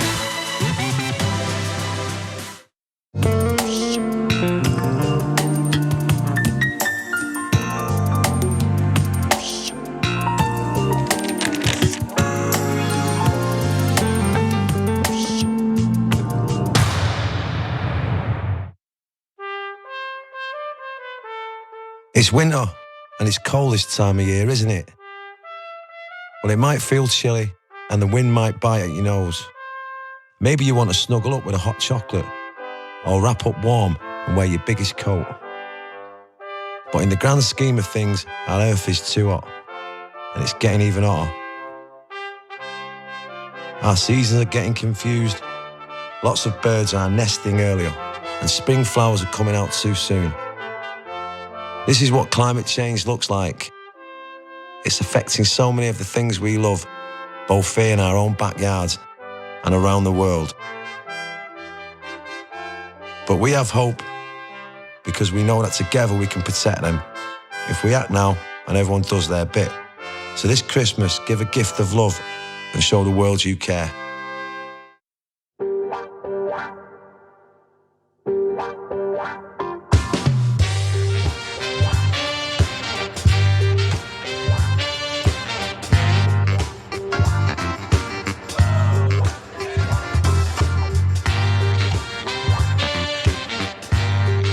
All right, back in the Young Turks, Mike on the member section writes in, after the millionth time seeing the Jacori and Arthur HR clip on the breaks, I had to look up the full video on YouTube. You're gonna have to collect my membership fee from my estate, because that skit literally killed me. Okay, I'm pretty sure it's not literal, but we do appreciate the support. By the way, Jacori and Arthur are a team in the next Hostmates. Ooh, drums. And there's some OGs versus newbies going on, so we'll see how that turns out. All right, I gotta read you some YouTube super chat because I don't know what the hell they're doing over there. Ginger Smoothie Girl writes in, so what do we have to do to see Jenka do an entire show dressed as Santa Claus with beard and all? Where the hell did this come from, right? What'd you say? But why? But why, agreed. Yeah. But then hashtag Guardian Rocket says, I forward the motion for Santa Jenk. Now all of a sudden it's a thing. Okay, it's not gonna happen, guys. Although I have done the beard and the hat before for some holiday videos. Behind the scenes, tyt.com/join. Fine, I'll do one behind the scenes. Okay, we do have a Christmas party coming up. Anyways, forward. All right. All right, so Hillary Clinton continues to blame Bernie Sanders for her loss in 2016. The latest example was during her appearance on Howard Stern's show. Take a look. Well, but you can read the indictments against the Russians. And a lot of people didn't pay attention to it, but it's very informative and scary. Do you mean the Mueller report? Yeah, the indictments. Okay. The report itself, I think, is also worth reading. But if you read the indictments, basically they were like, hey, let's do everything we can to elect Donald Trump. I mean, those are quotes. Those are taken, words they those said. are words that taken, and they also said Bernie Sanders, but that's another day. Do we hate Bernie Sanders? What? Do we hate Bernie Sanders? No, I don't hate anybody. Bernie could have endorsed you quicker He after could you have. beat He him. hurt me. There's no doubt about it. He hurt me. But going back to the indictments, because that's what's really important. Have you ever spoken to Bernie about that? No. You don't talk to him? I don't talk to him. Yeah, I mean, we did when he finally endorsed me and all that. But you're upset with him? No, disappointed. Disappointed. Okay. So, and I hope he doesn't do it again to whoever gets the nomination. Right. Once is enough. It's fascinating that she has that perspective because she literally sent him a letter where she thanked him for all the hard work that he put into helping her once she won the nomination. And by the way, that was big of him to do considering how she and the DNC tried to bury him in his campaign, right? But he helped her out anyway. In fact, I want to show you that evidence right now. Again, sent him, this is a tweet and it included the letter. There's the letter itself, she signed it, thanks for your help. And Ryan Nobles in that tweet says that Hillary Clinton sent him thanking him for his role in her campaign. It was sent October 17th, just 22 days before the election. HRC wrote in her own handwriting. Look, I bring that up because as she's getting closer to the election day, she's just like, oh yeah, thank you for your help. This is awesome, this is great. And then she loses the election and she lashes out on everyone and everything, but refuses to ever take any responsibility for her own failures. Do you know how many rallies Bernie Sanders did for Hillary Clinton?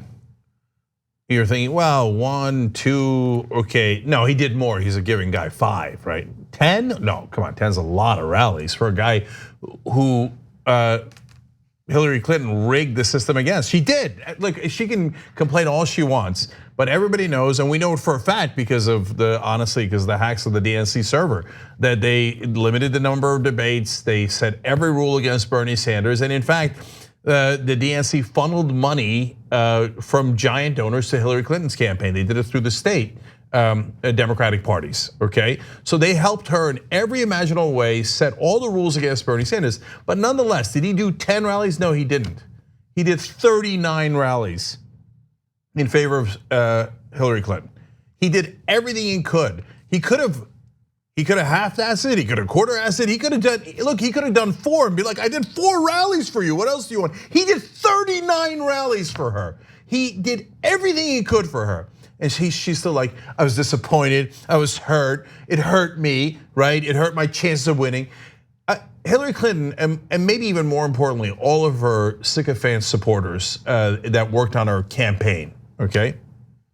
Did it ever occur to you that maybe it wasn't just James Comey or the Russians or Bernie Sanders or Jill Stein or the weather or whatever else you're blaming today, that maybe it was you guys? Maybe you lost the election and you should take some personal responsibility. 100%. And so, look, furthermore, we were right and you were wrong. And that just drives her nuts. Of course, she doesn't want to admit that because she's Hillary Clinton. But we told all you guys Bernie Sanders was the better candidate. You didn't believe it. And you said, no, Hillary Clinton is a great candidate. And turns out she was a terrible candidate. And now, if you notice, at the end, she said, he better support whoever wins. Yeah. Well, how about if it's him? But that's the thing, right? I mean, that was also a jab at him, showing that she doesn't take him seriously. She doesn't think that he's got a shot. And look, I mean, think about the type of scheming the DNC needed to do in order to prevent him from winning the nomination. Just think about that for a second. So she knows what the truth is and she despises him because he actually has a vision, right? He actually woke people up and got people fired up and politically active. he has completely changed the political discourse in the Democratic Party to the point where we're considering policies that were impossible before, and they're not impossible now. Now we're thinking about big picture, we're thinking about real reform, we're thinking about real substantive change, and she can't stand it because what she stood for then and continues to stand for today is more of the same that got a clown like Donald Trump elected. Okay, so let's just keep it real. I want to read one comment from her from back in 2016. This was on November 4th, 2016. She said in regard to Bernie Sanders, I've got to say, this election's been a lot more fun now that we're on the same side. I want to thank Bernie for everything he's done. Totally two-faced, didn't mean a single word of it. Look, let me ask you this question. If Bernie is the candidate, which she, even though he did 39 rallies for her, she's obviously rooting against now, like, oh, it can't be Bernie. And let me actually do a quick side note here to back up what Anna's saying. What gets under their skin the most is that Bernie is honest, and it drives them crazy. He actually wants to win, not so that he could be president, but so that he could do the things that he's been talking about for 40 straight years. Single payer healthcare, higher wages, getting rid of corruption, all these things, right? And since he's earnest, it embarrasses the rest of them. So whether it's Hillary Clinton or Joe Biden or Pete Buttigieg, what's their driving force? Why are they in this? Buttigieg said back in 2018, oh, I unequivocally support Medicare for all. Now he's doing ads attacking Medicare for all. So why are you in the race? What drove you? Like, what do you want to fix about the country that drove you to becoming a contender here for president? Nothing, no, me. And Hillary Clinton is the epitome of that. And because of that, when they see Bernie Sanders, they're like, oh, that guy's actually honest, God damn him. He's embarrassing the rest of us, right? So finally, coming back to Hillary, if he is the nominee, and then obviously that would drive you crazy and you would hate it, are you gonna support him? Are you going to do 39 rallies for him? Please. Now look, nobody wants her rallies, which proves our point that she's deeply unpopular. We were right in the first place back in 2016. I mean, think about that. Even like establishment media would be like, I don't know that you want to have Hillary Clinton do a rally for you, no matter who the candidate is. And then they'll still turn around and go, she was the right candidate instead of Bernie Sanders. How could you possibly say that? You know that's not true. But anyway, will she do 39 rallies? Of course not. Will she do even one rally for Bernie Sanders? Assuming that it would be a net positive for him, which I don't believe at all, assuming that he asked her, I'm not sure she'd even do one. And remember, this is the same person who was so bitter at Barack Obama that twice as many voters for Hillary Clinton in the 2008 primary voted against Obama as Bernie Sanders supporters voting against Hillary Clinton. So she drove a quarter of her supporters back then to vote for John McCain instead of Barack Obama. Did she do 39 rallies for Obama? No, me. Okay, so thanks, but no thanks, Hillary Clinton. You can keep your opinions to yourself. We'd prefer someone who could actually beat Donald Trump. Well, we have some good news for Bernie, so let's get to that. New polling in California indicates that Bernie Sanders is experiencing a rise. In fact, he is leading in polls in California, and I want to give you those details.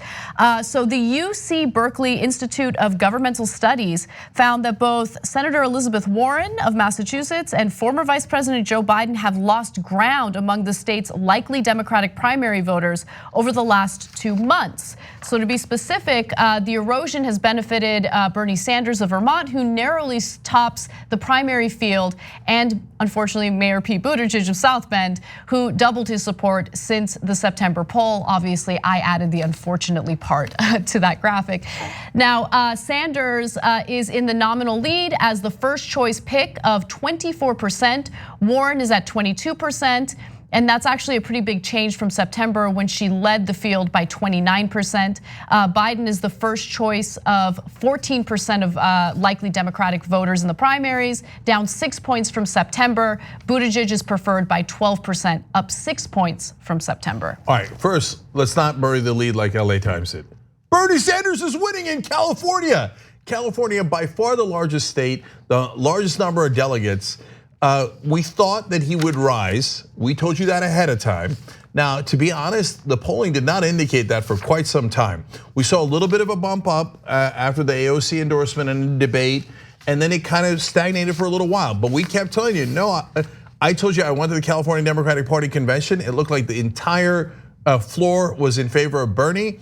The activists were starting to rally back around Bernie, and we could see all those different indications of it. And now the polling shows that in fact it's real. It's real. He's taking the lead in California, and if it sticks, it's gonna scare the bejesus out of the establishment, and it's going to be awesome. Look, forget scaring them. Winning is everything. Yes. And he could win Super Tuesday, he could win California. Right now, he's in the lead.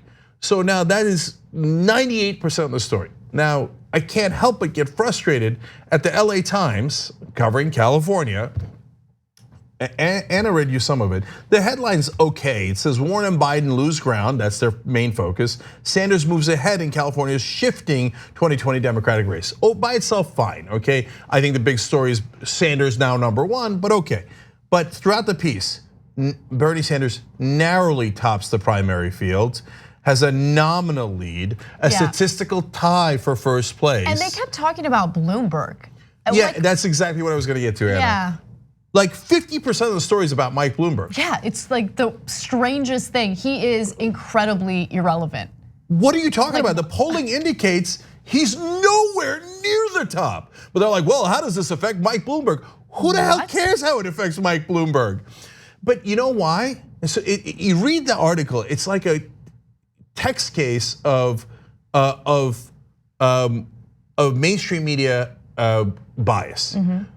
What are they biased in favor of? Money, money, money, money, money, money, money. Bloomberg has all the money. Bloomberg is running ads, including in the LA Times. And Bloomberg. But how does Bernie Sanders leading California affect Bloomberg? If Bernie wins California, he could be the next president of the United States. And you're telling me how does it affect whether Bloomberg has 4% or 5% in the polls?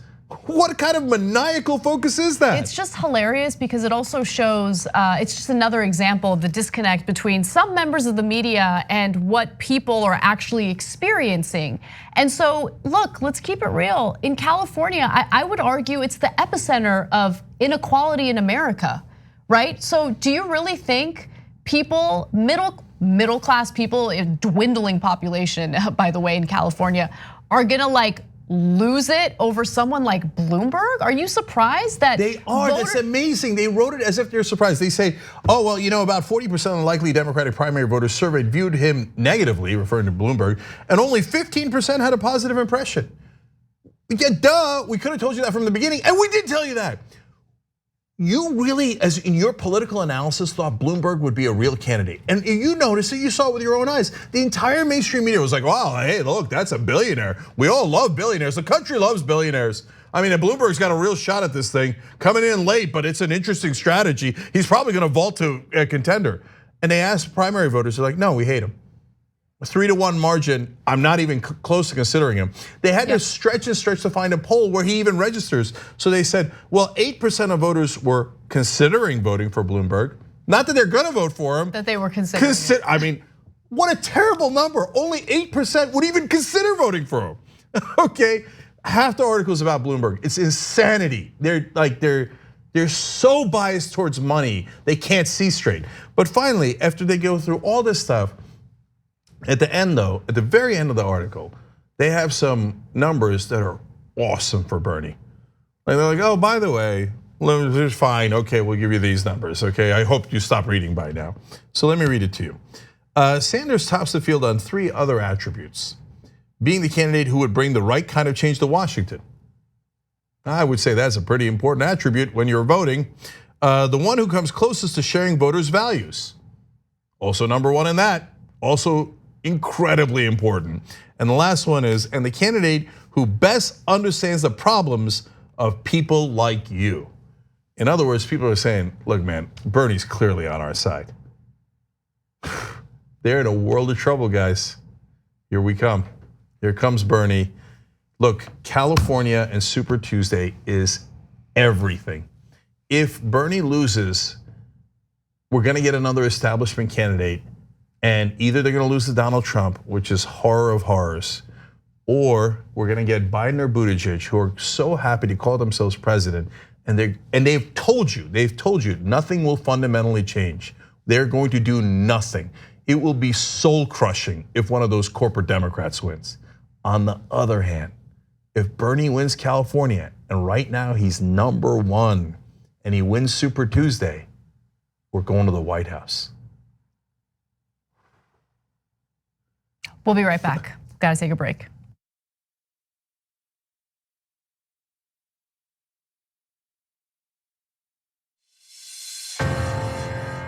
That 300 million is a pretty good number. We were doing a press release on it, and I got all worked up. And I said, okay, well, that's the size of the US population. You know what our next target is? The size of the entire world on the road to 6 billion. Although by the time we hit it, it'll probably be 7, maybe 8 billion. Not a big deal. A couple of days ago on the TYT network, we passed 1 billion views. What the hell? What the hell? That's a big freaking deal. 2 billion views. What now? Sorry. What did we do? 2 billion? 2 billion. They said it couldn't be done, but it was done. We just crossed 5 billion views on YouTube. I mean, imagine 10 years ago thinking one day. We looked at you like, are you nuts? Young Turks crosses 6 billion views. Young Turks has just passed another milestone, 10 billion views. Damn. When you choose aspiration, you can also trust that your hard-earned money is deposited into a financial firm with a conscience. You're sending a message for change and saving yourself more than just a couple bucks along the way. With the Aspiration Spend and Save account, you'll actually pay no monthly fees. Aspiration also commits to donating 10% of every dollar of its earnings to charitable microloans for low-income Americans. And as a thank you, when you sign up with Aspiration, we'll give you a free month of TYT membership. Head to aspiration.com/TYT. The Monsanto Corporation continues to sell an herbicide called Roundup. You should know that recent studies have linked this commercial herbicide to a significant increase in non-Hodgkin's lymphoma. A diagnosis of this type of cancer can be devastating to you and your family, while Monsanto continues to profit from these sales. If you or a loved one were exposed to Roundup at work or at home and then developed non-Hodgkin's lymphoma, you might be entitled to financial compensation, and you have a right to take action now. Are you a politician with a ridiculous point to make? Are you in need of a petulant, outdated way to make it? Then you'll need one of my signs. Hi, I'm Simon Simonson of Simonson Signs. We'll take the stupid, over-the-top, meaningless allegory you have and put it on foam core. So maybe someone will notice your grandstanding, because this is C-SPAN, and anything that's not people milling around in front of a running vote count is almost considered moderately entertaining. The bar is low, just like our prices. We've got plenty of designs. We also brought you Mike Lee's Tauntauns. They're tons of fun. What does this have to do with the Green New Deal? About as much as this other visual aid he used of Reagan on a T-Rex. Or is that a Velociraptor? Who cares? Who the cares? No one gives a. Call us now at Simon Simonson Signs. We'll make your stupid point stupidly for money today. Viewers had asked for an interview with the TYT lizard. Mr. Lizard. Oh, you changed colors today. Nice. I don't even know how you feel about us. Do you even like us? Well, you guys made me this awesome house, so I'm kind of in your debt. I was found outside on the street, and you gave me a home. Granted, it was a really crappy home for a while, but then through the power of fundraising, I became a person who has a multi-level Trump-style mansion. You do. By the way, you've never looked better, man. Normally, you're just green or just brown, but today you're in mid-lizard, right? I'm not very smart. I'm a lizard, so I don't know how the science works. I guess this is just my mood. It's not every day that thresholds like this are broken. I'm just so excited. I can't contain my pigmentation. And now you're showing it off. Yep. Yeah, I've never seen the lizard like this before.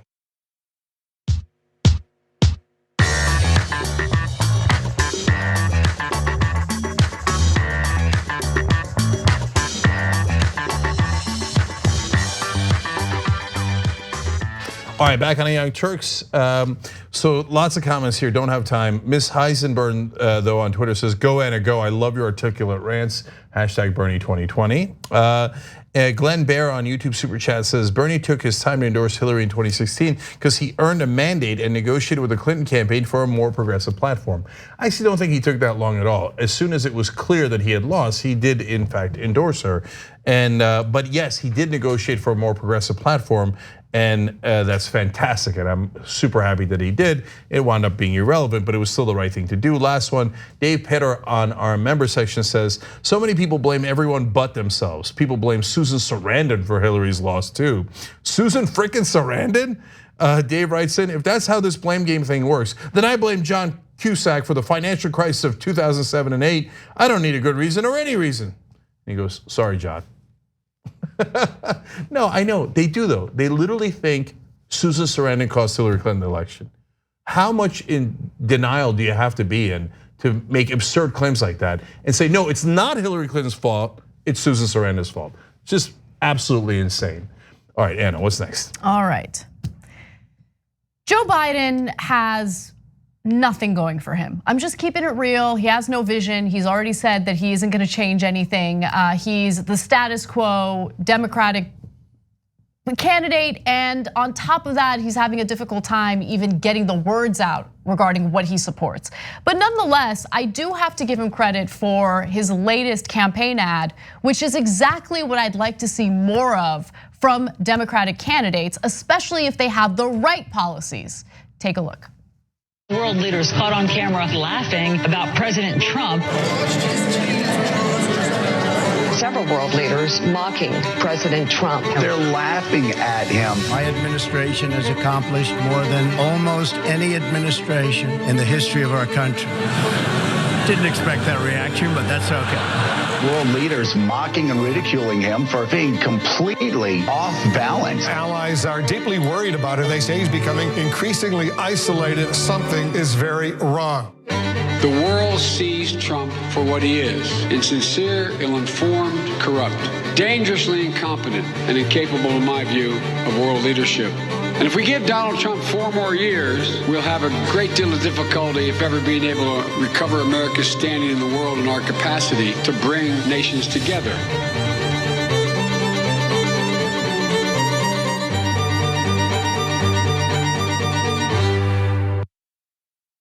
Let me explain why I support that ad. Why I love that ad. I think it's a great ad. The reason why I think it's a great ad and why it's different from other ads that attack Trump is because previously Democrats would moralize things and think that that would somehow convince people that Donald Trump's a bad guy.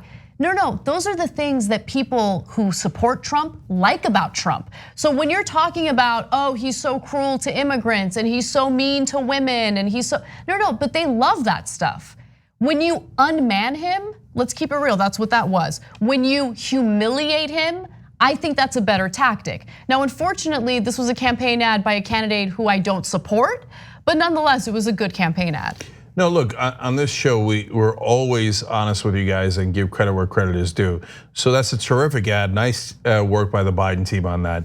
And I'll further keep it real with you guys. I told any campaign that would listen to me, start running anti-Trump ads, and I said that 6 months ago, and hit him on his actual weakness, which is that he's incompetent and a buffoon. Now, it turns out it was a correct strategy. That ad is really well received by everyone because it makes sense. And the second thing that it does is it makes this race seem like it's Biden versus Trump. It's strategically excellent and well executed as well. I think the other campaigns should have done it way earlier. They didn't, and so now Biden gets to take advantage of that, and rightfully so. So let's move on to one other Biden-related story. This one does not make him look good in any way. So Joe Biden had a strange interaction with a constituent in Iowa. And without giving too much away, let's take a quick look at the video. But you, on the other hand, sent your son over there to get a job and work for a gas company that you had no experience with, gas or nothing, in order to get access to the public for the president. So you're selling access to the president just like he is. So you're a damn liar, man. That's not true. And no one has ever said that. No one has heard that. I see it on the TV. You see it on the TV. No, I know you do. And by the way, that's why I'm not sedentary. I get up and no, let him go. Let him go. Look, the reason I'm running is because I've been around a long time and I know more than most people know. And I can get things done. That's why I'm running. And you want to check my shape run, let's do push-ups together here, man. Let's run. Let's do whatever you want to do. Let's take the 19 steps. Number two. No one has said my son has done anything wrong, and I did not on any occasion. And no one has ever said it. Not one. I didn't say you were doing anything wrong. You said I set up my son to work in an oil company. Isn't that what you said? Get your words straight, Jack. That's what I hear on MSNBC. You don't hear that on MSNBC. You did not hear that at all. What you heard. Look, okay, I'm not going to get in an argument with you, man. Well, I don't want to. Well, yeah, you do. But look, Fat, look, here's the deal. Here's the deal. It looks like you don't have any more backbone than Trump.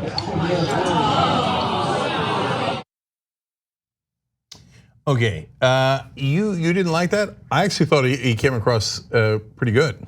You're insane. No, I thought that was terrible. I think the way that he handles difficult questions from constituents, right? These are people who you're trying to persuade to vote for you. Yeah, and but I don't know that guy is genuine. I mean, he's likely just a Trump supporter trolling him. Well, regardless of what the intentions of that particular individual is, he is asking a question that a lot of people are curious about. It is like Joe Biden's son working in that on that board for that Ukrainian gas company is problematic, and a lot of people want to know, like, what's going on? You know, what's your answer to that? And if that's the way he's going to handle a question about that situation, well, then it's going to turn people off to it, right? It's going to. I think it's going to create at least some level of credibility to the claims that Trump is making, and I think that that's unfortunate. There was a conflict of interest there, right? I think that position for Hunter Biden was problematic. You got to find a better strategy in dealing with it, and he has this strategy of yelling at people who ask him questions. Remember, there was that immigration activist who asked about Obama being the deporter in chief, and Biden got angry and said, well, vote for Trump then, vote for Trump. Okay, I mean, if that's the way you're gonna handle this, that's not really a smart strategy in persuading people to vote for you. Right, but I think there's all the difference in the world between yelling at an immigration activist, which is despicable, and yelling at a conservative knucklehead. I think yelling at conservatives might actually win you credit on the left and might win you fans on the left. That guy's not a conservative though. I read that he's a supporter of Warren's. Okay, so I don't know that, to be fair to that guy, I don't know where exactly he's coming from. But in terms of what he said, it was not accurate. And so, look, Biden has a real problem because Hunter Biden was clearly on that board because of his last name, and Hunter has actually said that. But that guy gave him an opening by saying you put him on the board, and that's not true. And so Biden says you're a liar, and I think he wins the crowd over when he attacks the part that is not true. And the guy challenged his age, and Biden said you want to do push-ups. I think that sounds pretty good, right? In terms of fighting back. Some people are creating some sort of controversy about did he call him fat? Look, I don't know. Biden misspeaks all the time. No. What Biden was saying about the push-ups, so that constituent was concerned about Biden's age. No, I know. Later when he said look fat, but yeah, and he didn't. I don't think he meant it. Oh. Look, I'm against Biden as a candidate. He wouldn't change anything. But to be fair there, and when he said get your words straight, Jack, I think that it probably came across pretty good. And so he does this weird habit of walking away from people asking questions. And then coming back by yelling at them. Yeah, but it's all the difference in the world if you're doing it to a progressive who's actually genuinely asking you questions versus someone who's repeating Fox News talking points. That's my take on it. All right, guys, we're out of time. We got great interviews coming up for you next. John Idaho is doing that, and then the postgame. We'll be right back.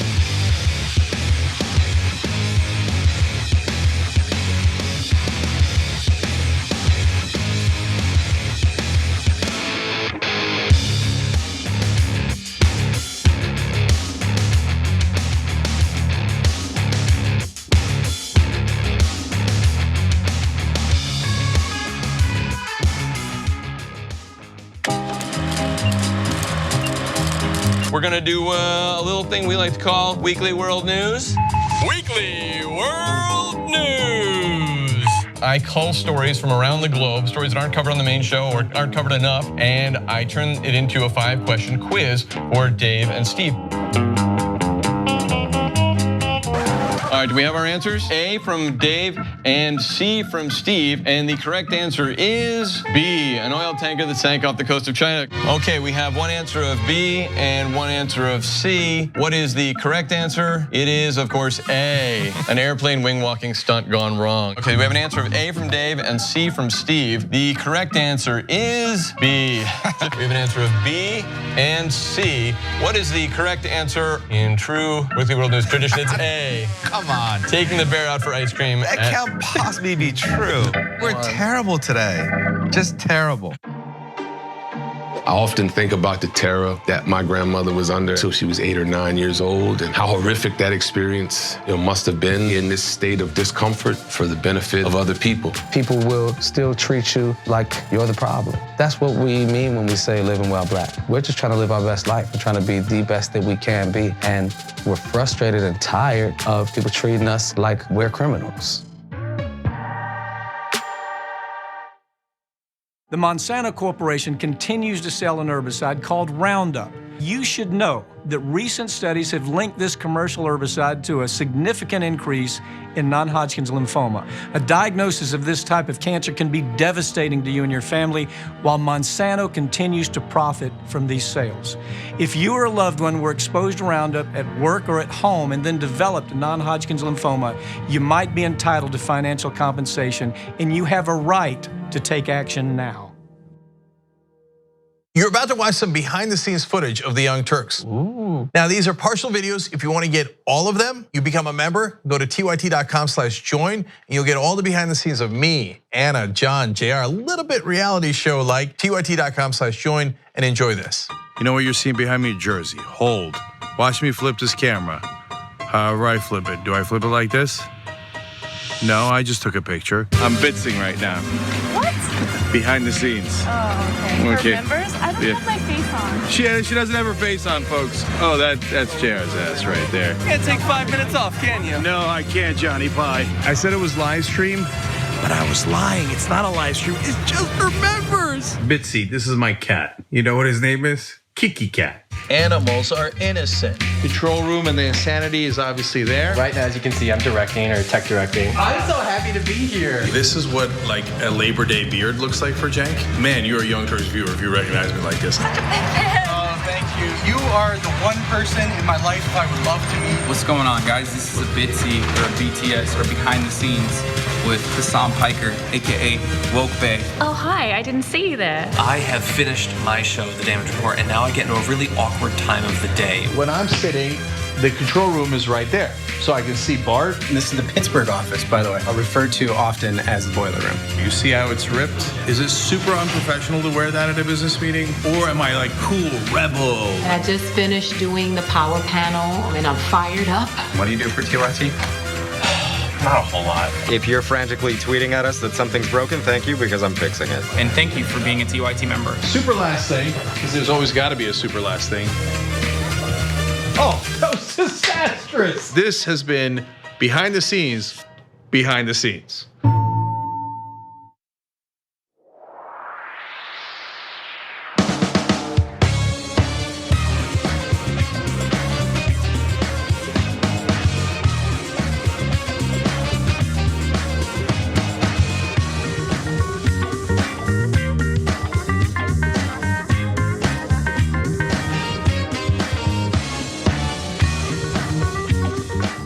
Hello, everybody, and welcome back to The Conversation. I am John Iadarola, normally host of The Damage Report, stepping in today to give you a pair of interviews of awesome candidates.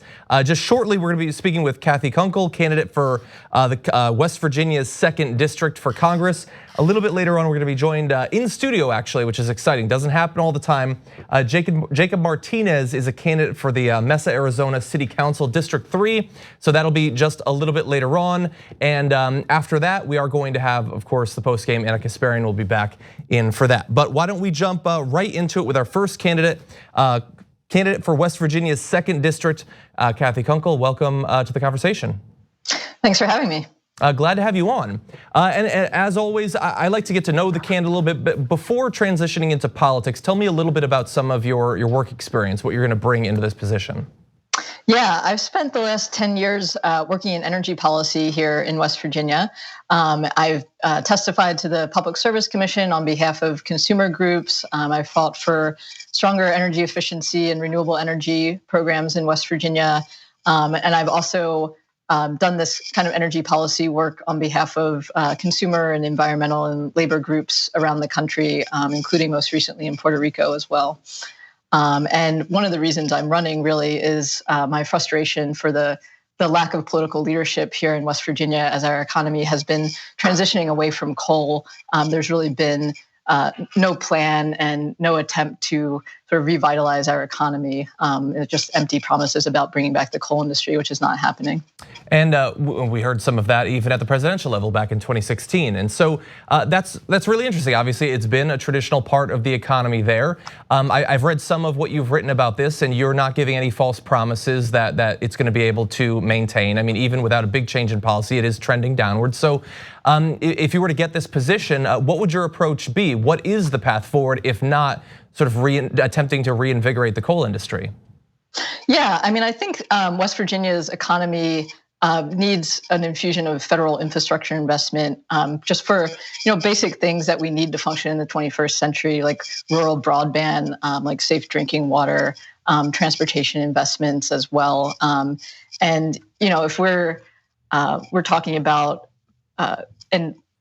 building an economy for the future here, it also means just guaranteeing basic rights for workers, including healthcare for all, public education, and labor rights. West Virginia has historically had a very strong labor movement, and we've seen that decline in the last 30, 40 years as we have in the rest of the country.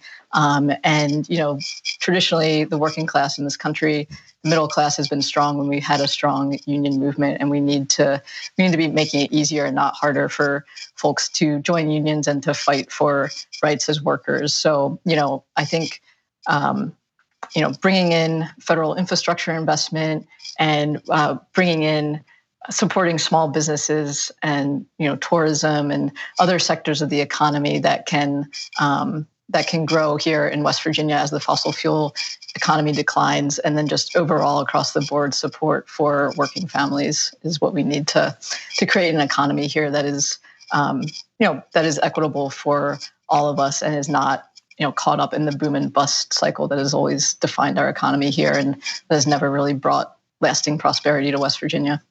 So your background's in energy, obviously that informs your approach to the future of the energy industry inside of West Virginia. And I saw on your website that you focus quite a bit on dealing with a number of different environmental issues, both inside of West Virginia, but also climate change, which of course goes across state and national boundaries. So your efforts in Congress will affect West Virginia, but also, depending on who we get as president, could be instrumental in dealing with the climate crisis at the national level. So what is your approach there? Yeah, I mean, I think nationally we need a very strong commitment to addressing climate change. I mean, it's obviously affecting us across the country, across the world. Here in West Virginia, we've had a lot of severe flooding, deadly flooding in recent years, and we need to be making a commitment to cutting greenhouse gas emissions basically as rapidly as possible is what the science is telling us at this point. And from the perspective of coming from West Virginia, I want to fight to make sure that whatever climate policy is enacted at the national level, that Appalachia has a real seat at the table in that conversation, and that we're fighting to make sure that the debt that the rest of the country owes to Appalachia for the coal and the gas that have powered our country for so long is repaid in terms of federal infrastructure investment and other things that we need to revitalize our economies here and transition away from the fossil fuel industry. The polling can certainly change at the national level, but as of right now, the top three generally in national polls, Biden, Warren, and Sanders, all at least in rhetoric say that they support something like a Green New Deal to deal with the climate crisis. Is that the sort of framework that you would want to support if you were to get into Congress? Yeah, I mean, I think generally that's the framework that's needed, is a rapid reduction in greenhouse gas emissions coupled with investments, federal investments in infrastructure to help transition our economy and, particularly the parts of our country that have been very dependent on the fossil fuel economy.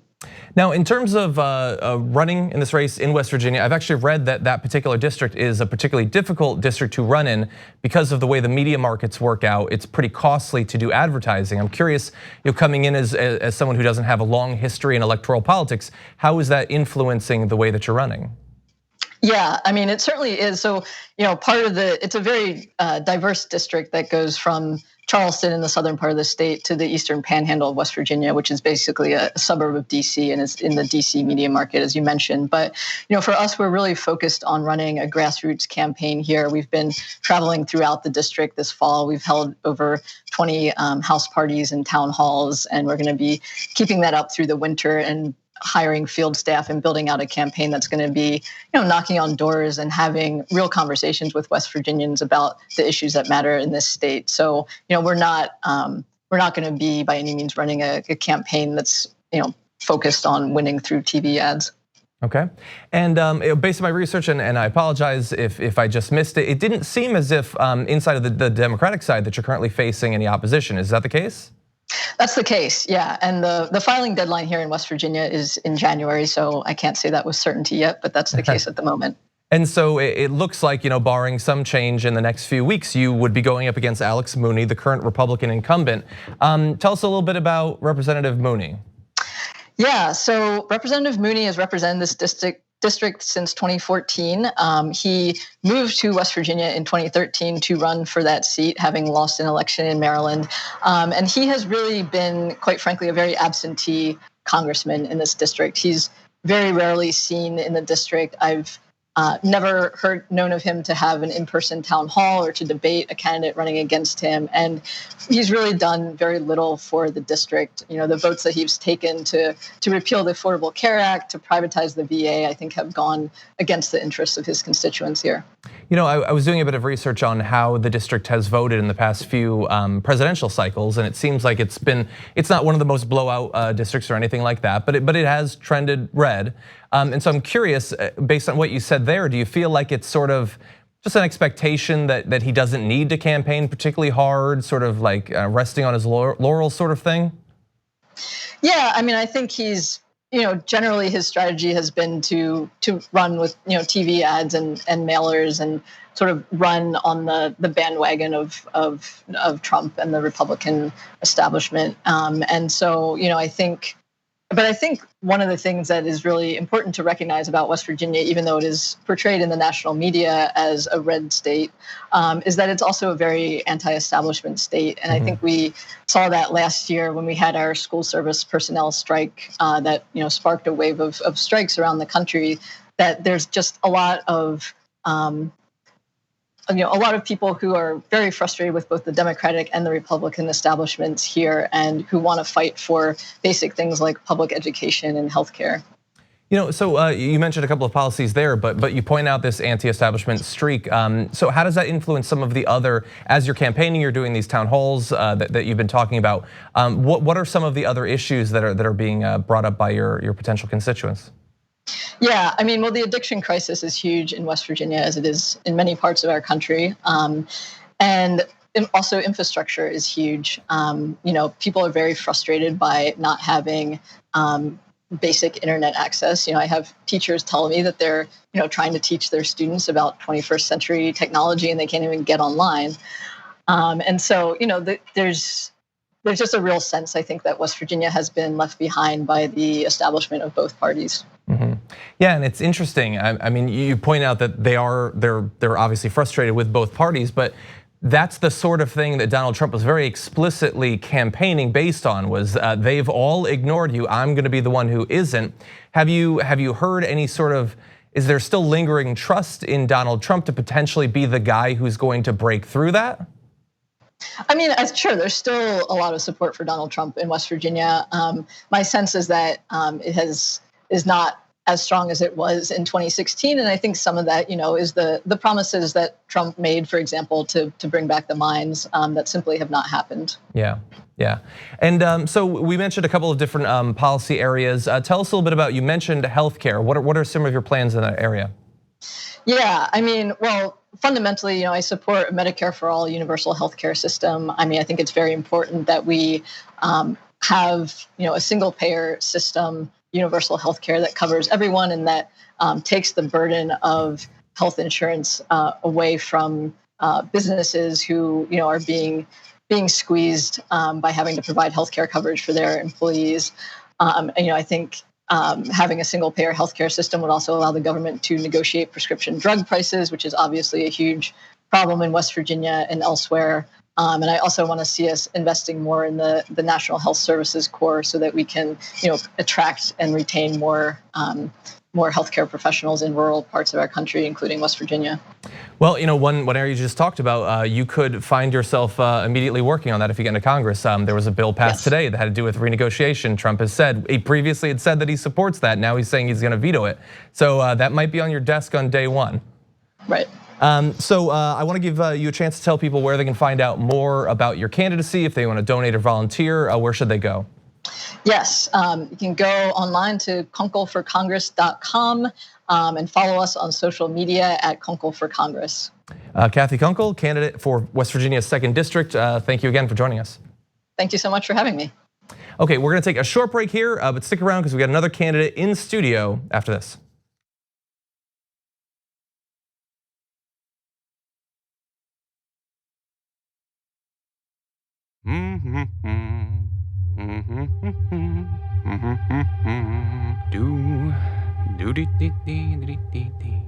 Oh shoot! I need some fresh shirts. Okay. Let's see. New arrivals. What's new? This is amazing. What?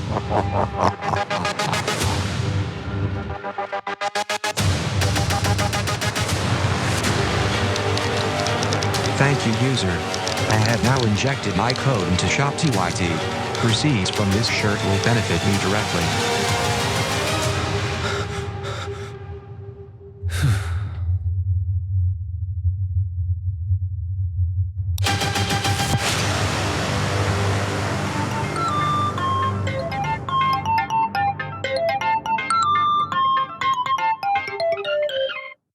The Monsanto Corporation continues to sell a herbicide called Roundup, but you should know that that herbicide is a potential killer. Recent studies have linked Roundup to significant increases in non-Hodgkin's lymphoma. That's a cancer that can be devastating to you and the people you love. While Roundup continues to cause cancer, Monsanto continues to make huge profits from the sale of Roundup. They will not take it off the market. If you or a loved one are exposed to Roundup at work or home and then developed non-Hodgkin's lymphoma, you may be entitled to financial compensation. And it's important for you to take action now and hold Monsanto accountable.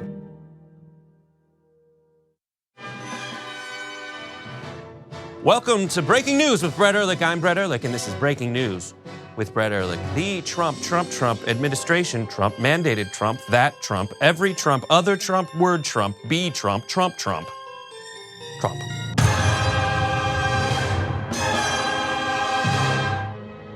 I'd like to introduce you to our newest partner, Doe. With Doe, you can be an owner, not just a consumer, with no fees to trade individual stocks. Doe is what investing should be. Unlimited, commission-free stock and ETF trading, 0 account minimums, and an investing app filled with smart ideas. Doe is the online broker radically challenging the status quo and changing wealth creation. Features include Doe Selects, where you tell them what you're interested in, and they'll help you uncover the investment potential. The Idea Feed, which is a daily one-stop investment shop with lists of companies that relate to your personal interests, relevant news on your favorite stocks, and videos that unpack today's money-moving headlines in under 3 minutes, because we all know we're busy, right? Stock Report Card, which shows you all the professional buy and sell ratings from Wall Street analysts. Go to doe.com/TYT and download today.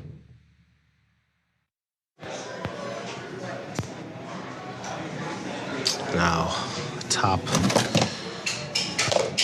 No. No. No.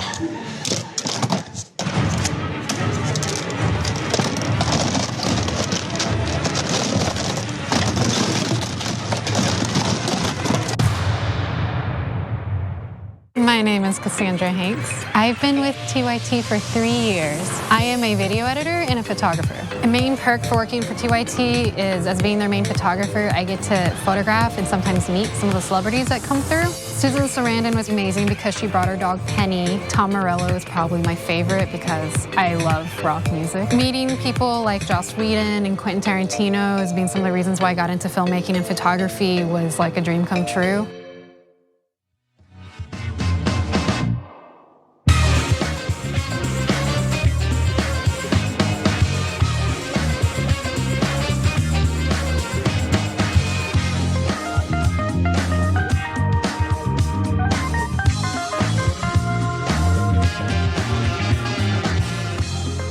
Welcome back to the conversation. We're joined by another candidate, this time in studio, which is always exciting. Candidate for Mesa, Arizona City Council, District 3, Jacob Martinez. Welcome to the TYT studios. Thanks for having me. Glad to have you here. Thank you. We really appreciate you making the trip out. We do a lot of interviews, but as I keep saying, it's different when you're in the room with the person. So we were talking a little bit before this, and one of the first impressions that you probably get when people see you is that you are not one of the okay boomer type politicians. You're a little bit younger, not even a millennial actually. Yeah, Gen Z. Okay, there you go. Probably one of the first Gen Z politicians then. So you're running for city council. Yes. You had an interest in politics at a young age, right? Tell us a little bit about that. Yeah, so I mean, my interest in politics started very young, and that was really just interest in kind of what was happening. I really didn't have an involvement. I wasn't really, grassroots, but I was kind of keen and seeing what was going on. And then as time went on, I got more and more involved. And it's gotten to the point now where I decided that really I can take that to the next step and run and try and make the city that I lived in my whole life a better place. Exactly. And tell us a little bit about some of the issues that brought you into politics. Yeah, well, I mean, one of the biggest things that really kind of propelled me, and we'll probably talk about a little bit more. And if any of your viewers remember from last time I was on here, I used to be the chairman of the Teenage Republicans. And after the shooting in Parkland, I decided to step down because leading up to that, the GOP had already so many issues, and I don't even want to call it the GOP, but the Republican Party had so many issues. And then children and kids were dying in their high school, and I remember thinking to myself, I'm in class just like they are. And something like this could happen to me, and the Republican Party refused to take action. And for me, that was the tipping point. And I stepped down and I voiced my concern, and here we are, almost 2 years later, and fighting for progressive causes. So I want to talk about that issue, but before we get to that, you said chairman of the Republican, so that's really interesting. Yeah. So I'm curious, why the Republicans at that time? I mean, just from my own point of view, when I was that young, I mean, I wasn't even really paying attention to politics, let alone getting involved in one particular party. So what is it that drew you to the party? It was really just kind of who I was surrounded by, especially the school I went to. I was at a charter school, and I would talk to the administration and the staff there, and they were very, very far right. And that was really big on kind of shaping my views at that point. And then as I started to talk to more people in the Republican Party, it was really kind of a pushing, keep going, and to where I was kind of like their poster child, especially in Arizona. Yeah. And then it got to a point where it's like, I divert from you guys on a couple issues, and you're calling for my head. And that, I mean, we need to, if the Republican Party ever wants to succeed, they need to drastically change their platform and really get in the 21st century, because as it stands right now, I mean, they're not going to succeed. Yeah, and to the extent that they think that they can, it's probably not with people your age voting for them. They think we need to motivate the people who've been voting for us for 60 years at this point. So the shooting happens, and you get involved in grassroots activism around that issue. So tell me a little bit about that and some of the frustrations that you experienced while doing that. Yeah, well, so even before resigning, I got involved with March for Our Lives Arizona, and I was the lead organizer, one of the lead organizers for organizing that out there. And we were trying constantly to get meeting with different legislators and state officials, the governor, and every single time we mentioned what we were talking about, the door was slammed in our face. Sometimes, these individuals, these electeds that were Republican, they knew me, and that was kind of an in. But then as soon as we started talking about this issue, they knew you from your previous. Yeah. Okay. And as soon as they heard gun safety, the door, it's done. And that really showed that like they're not open to talking about this. You know, just a couple months ago, I had an elected official come up to me and was just harassing me because I was at an event campaigning. And I said, you know, we need to work together. We're not getting anything done if we don't. And she said, no, we don't. We don't work with Democrats. It's not what we do. And I mean, honest, that's really, I guess. yeah. I mean, it shows that, you know, they're not willing to work together, and that's not what we need right now. Yeah, you know, so I'm curious. You said that you got the cold shoulder, or literally the closed door when it came to the Republicans. But there's a lot of Democrats that are bad on this issue or don't prioritize it. Did you find that they were more receptive to meetings and talking out possible legislation? Oh, absolutely. I mean, in Arizona, we have our fair share of you know, really moderate Dems that don't want to talk, you know, don't really want to be at the forefront of this issue, and that's fine. But you know, they took the time to talk with us, and I really respect that, because even though they don't want to take these drastic measures like, you know, like we may have wanted to, they were willing to have the conversation, and that's all we wanted from Republicans. We weren't asking them to be a prime sponsor on a gun control bill, but we wanted to talk to them. Yeah. And that wasn't happening. Okay. And so you make the decision to run for city council. What's that like? How do you go from being an activist previously involved in party politics to deciding to actually run? I mean, it was really just seeing things that were happening in my city and not being happy with them. You know, I live in Mesa, and we have the highest utility rates in the county, and that's, I mean, it's just crazy, because especially in my district, you know, we have a very high minority and you know, lower income population, and they're just you know hiking up these regressive taxes and putting it back on people, and really it's not even that it's a regressive tax, because you know, they're putting this in place because they don't have to get it voter approved. That's why they've been putting all these policies in place, and it's not hurting you know, the richer people in the eastern side of town, but it's the people in my district, and those are the people we need to be fighting for. Okay, and tell me a little bit more about your platform. If you get into office, what are some of your initial priorities? We need to get back to listening to voters. I mean, we have seen, you know, especially on this, you know, on utility rates, but then just representation in general. There's no accountability. You know, they're just spending money. They're doing whatever they want, which, you know, when it comes down to it, voters aren't having any say. Voters have actually rejected measures because, you know, they were regressive taxes that they didn't want, and the city council turned around and did it anyway. And I mean, that really shows a lack of regard for what the voters are saying. So we were talking before this. You said you've been running for about a year now. And still more than a year to go, or around a year, right around a year. So as you've been talking with people, you've mentioned some of the regulatory changes that have been made that you're saying aren't supported by the people there. They're not listening, all of that. Are you feeling that when you're talking to your theoretical constituents? Oh, absolutely. You know, I've been going door to door, you know, basically since the beginning. And as I'm talking to people, I mean, they're angry. People don't feel heard, and something I get a lot is, you know, you're the first person to knock on my door in years. And that's because, I mean, really it's come down to they have a lot of money. They're backed by these big developers and all these special interest groups, and you know, they feel like these seats, they're entitled to them. And we just really need to do away with that. You know, I'm not backed by developers, I'm not backed by all these, you know, special interest groups. And you know, this is really a grassroots talk to the people, let's fix these issues campaign. Okay. So you say you're not backed by those people. There's certainly a lot of negatives in terms of, you know, actually being able to represent the people if you're backed by those groups. The benefit is that they will write you checks. And so talk to me about you're coming in as not just, you know, sort of new to politics, but also young. What are some of the challenges of campaigning? It's fundraising. I mean, you know, and as we were talking about, you know, a lot of, you know, politicians that may be a little bit older than me, you know, their go-to and kind of the lines you hear all the time is, you know, go down your contacts list and talk to every person you know.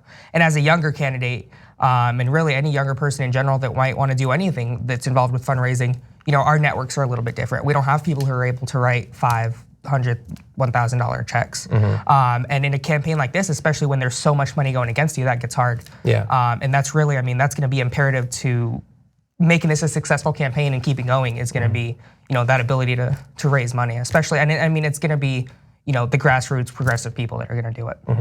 And so the person you're running against, you don't know for sure, right? The incumbent Francisco Heredia hasn't yet filed for. He's running.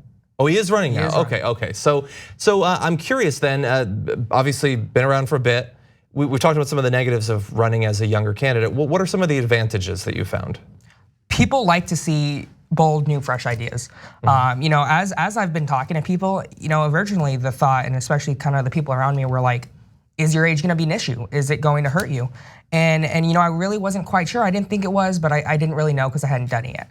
But as I've gotten out there and as I've been talking to people and talking to voters, you know, I realized that it's much more of an asset than it is a liability. People are excited to see new people in politics. They're so tired of the same old boys club, especially in the city of Mesa, that's been there and been in power for the last couple decades. And so they're excited to see a change, and I'm excited to give it to them. You know, I was curious about one other thing. So you talked about the work that you did with March for Our Lives, but you also worked in literal voter registration. That sort of organizing seems like it would come in handy when you're trying to, especially at the city level where turnout isn't necessarily so high. I assume that has to be a benefit. Yeah, no, I'm actually very proud of that. Last December, I partnered with some organizations, and in West Mesa alone, by myself, I was able to register 300 new young voters to vote. And then that was really, I mean, that's, you know, put campaigning and put that aside. Millennials and Gen Zers, we make up the largest voting bloc in the country. If we all turned out and voted, you know, no other demographic would matter. That's the power that we have.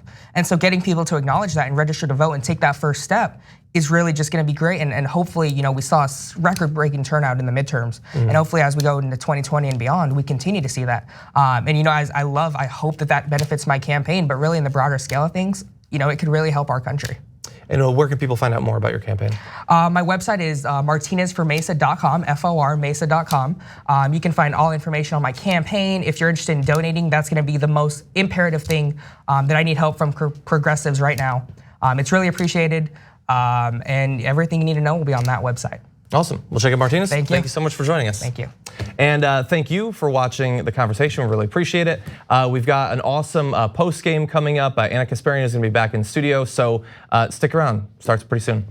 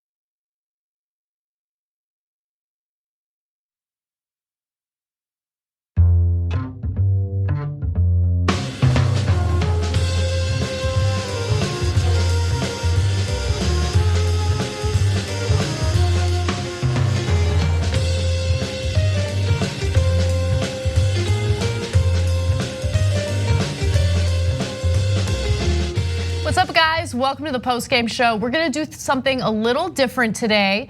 John and I are going to do an interview with Jonathan Larson. He is the managing editor of TYT Investigates. He's the one who's broken a number of stories on Pete Buttigieg and what went down with the South Bend Police Department. And we just want to make sure everyone is like fully informed on what's been going on in South Bend and why this is such a big story. So without further ado, joining us now is Jonathan Larson. He is the managing editor of TYT Investigates, and he has been following the story of the South Bend Police Department and Pete Buttigieg's role in firing the town's first African-American police chief. Jonathan, thank you so much for joining us. Thanks so much. All right, so my first question is for people who haven't been following this story, maybe this is the first time they've heard of it. Can you summarize what happened in South Bend and why it's so problematic? So you're talking about the tapes? Yeah, exactly. So Chief Boykins? Exactly, yes. Right, so 3 months into office, Pete Buttigieg first tried to get the black chief, the city's first black chief, Darrell Boykins, to resign. Boykins ultimately refused, and so Pete Buttigieg demoted him instead, saying that the reason was because Boykins was being investigated by the feds for what was characterized as an illegal wiretapping system of other police officers within the department. Okay, so they're obviously running through several of the stories that you've posted. And if people want a lot more information, even more than we'll get over here, they can of course go to tyt.com and see some of the write-ups that you've done. There are these persistent beliefs or concerns about a cover-up, that things are being hidden. We don't know for sure who exactly knows what and when they knew it. So talk to us a little bit about that. Where are these concerns about a cover-up being generated?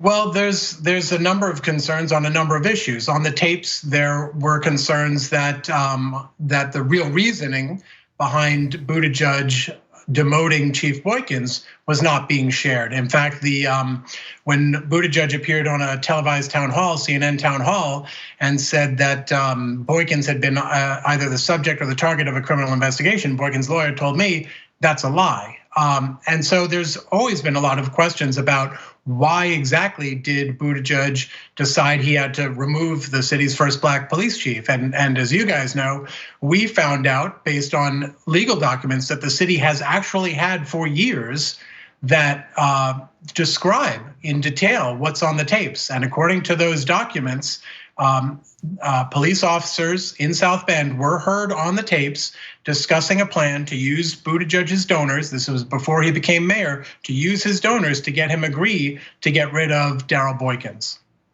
So in those tapes, there were some statements made about a particular race and how that particular race will be back in charge as soon as Darrell Boykins is taken off the police force or fired. And so can you talk a little bit about that? Because I think what was discovered in those tapes or what was said by white police officials in South Bend really helps to inform people as to why this story is such a big deal and why it's a big deal that Pete Buttigieg decided to try to fire Darrell Boykins.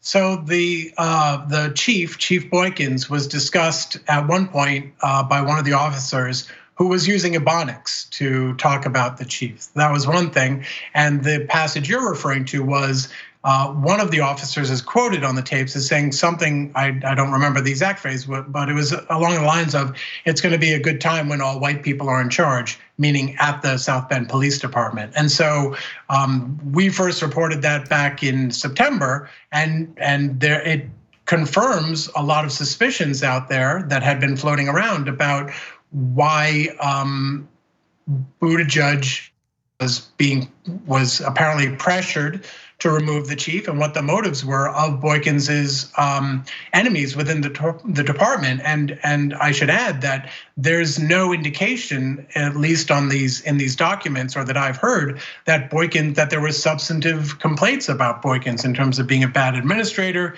in terms of crime going up under his watch. I've never heard any indication of that. It all seems to be pegged to this one incident where Buttigieg has given, let's say, varying accounts over the years of why he decided to demote Boykins. So that's where I'd like to jump back into this, because I think it's pretty clear that there is an injustice here, both over the past few years and also if at some point perhaps we can get into the racial criminal justice context there, going back some time.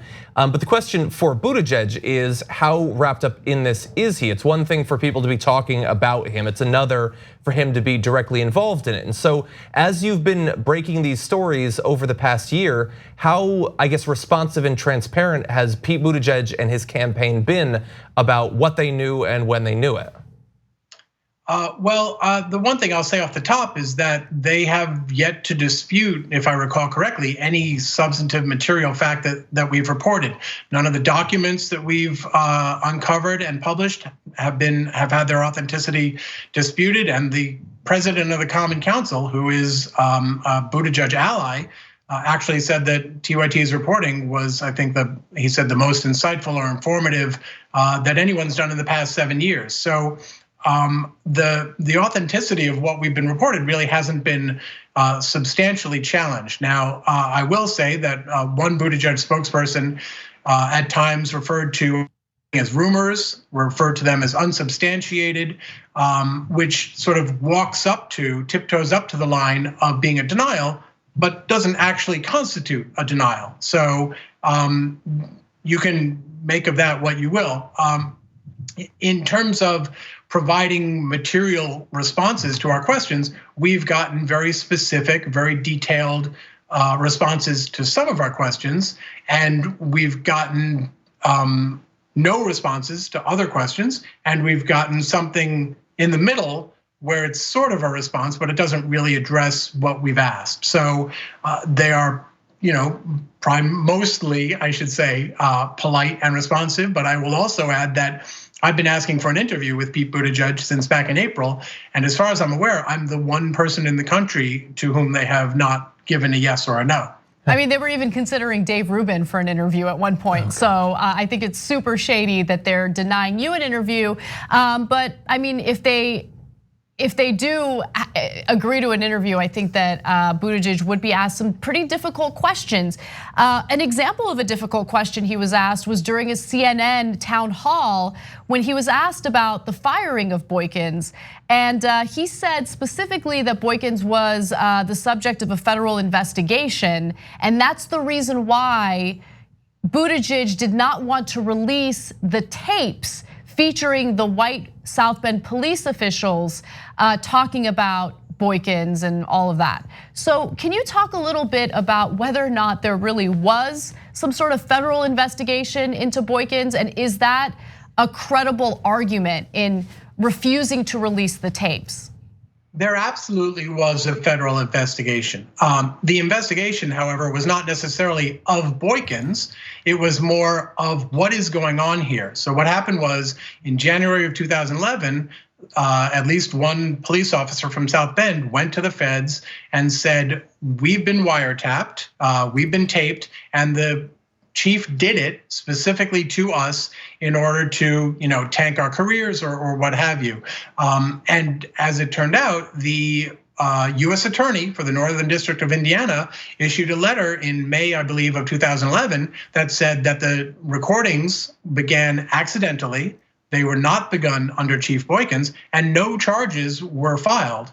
And in fact, the lawyers for both the chief and the woman who was actually fired from the department, they both indicated to me that their clients were treated almost as helpers by the feds, the FBI, who were doing the investigation. They were asked to, hey, can you take another listen to these tapes, or things along those lines. This is the way witnesses may be treated, but not the way someone who is an active suspect in an investigation. So essentially, the US attorney, the feds, they refuted the narrative that the other cops came to them with.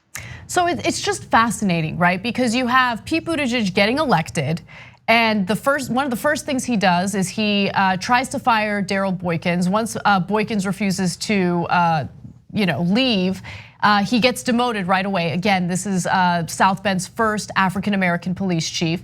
And then when it came to Karen DePape, who was part of the department, she's the one who discovered the questionable tapes to begin with, featuring the South Bend police, saying all these terrible racist things. She ends up getting fired right away. She files a wrongful termination suit against the city as a result. So can you talk a little bit about that?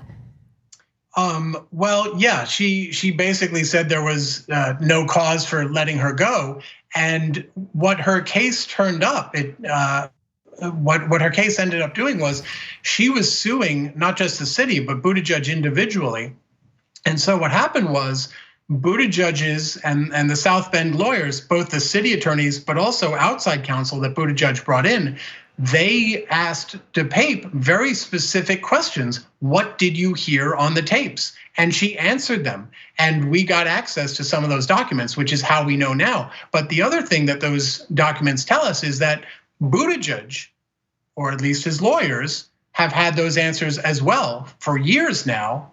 And it also undercuts Buttigieg's reasoning that he didn't think he could ask what was on the tapes. But his lawyers explicitly did, and they did not get in trouble for it, and they were acting on his behalf. Lots of people, it turns out, not only knew what was on the tapes, but were asking questions about it. Pete Buttigieg is the only one who sort of seems to have put up what the campaign sort of described as a firewall between him and the tapes, despite the fact that people acting on his behalf were asking, they were getting answers, they had answers, and there's no legal rationale that I've been told about, talking to lawyers about this, that suggests that you can ask your lawyers to do things for you, to ask questions that you're not allowed to ask. They are your proxies. So I have one last question for you. If you could just, I'm curious about your, I guess how you view this, if you could answer. So you've been doing these stories. There are a lot of concerns from reporters like you, but also people in the community for some time. And yet, despite the fact that the media has really latched on to Buttigieg this year, they delved into his background. What languages does he know? What instruments does he play? And all of that. When it comes to this story, which seems objectively the most substantive thing to come out of his time as mayor of South Bend, but also, let's say just pragmatically as a member of the media, the juiciest as well, there's been a pretty extreme lack of interest in this story from the national media. What do you think might be generating that? I wish I knew. I'm not really clear. It's a complicated case. I will certainly say that. So it can be tough to really sink your teeth into, wrap your head around whatever metaphor you want to use. But there are also other simpler cases. There's the case of Jihad Vasquez, who was found hanged, 16-year-old black boy, found hanged in 2011. His mother in 2012 asked Pete Buttigieg, will you help me open this case because I think it was a murder? He said, call my office. She did. They never got back to her, never put her through. And she was accompanied by a representative of the local NAACP. There was another incident in 2013. A white chief was accused of failing to back up a black lieutenant.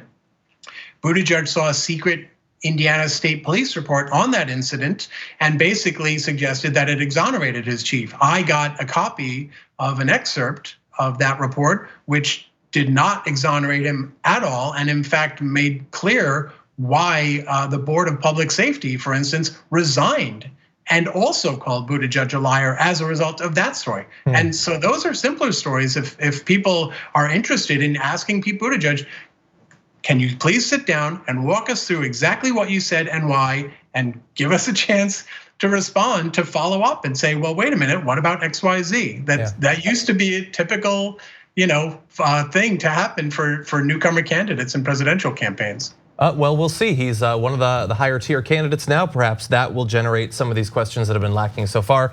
Jonathan, you've done a great job throughout the year on this story, and we really appreciate you joining us today to go over some of the details. Thanks very much to both of you. Thank you.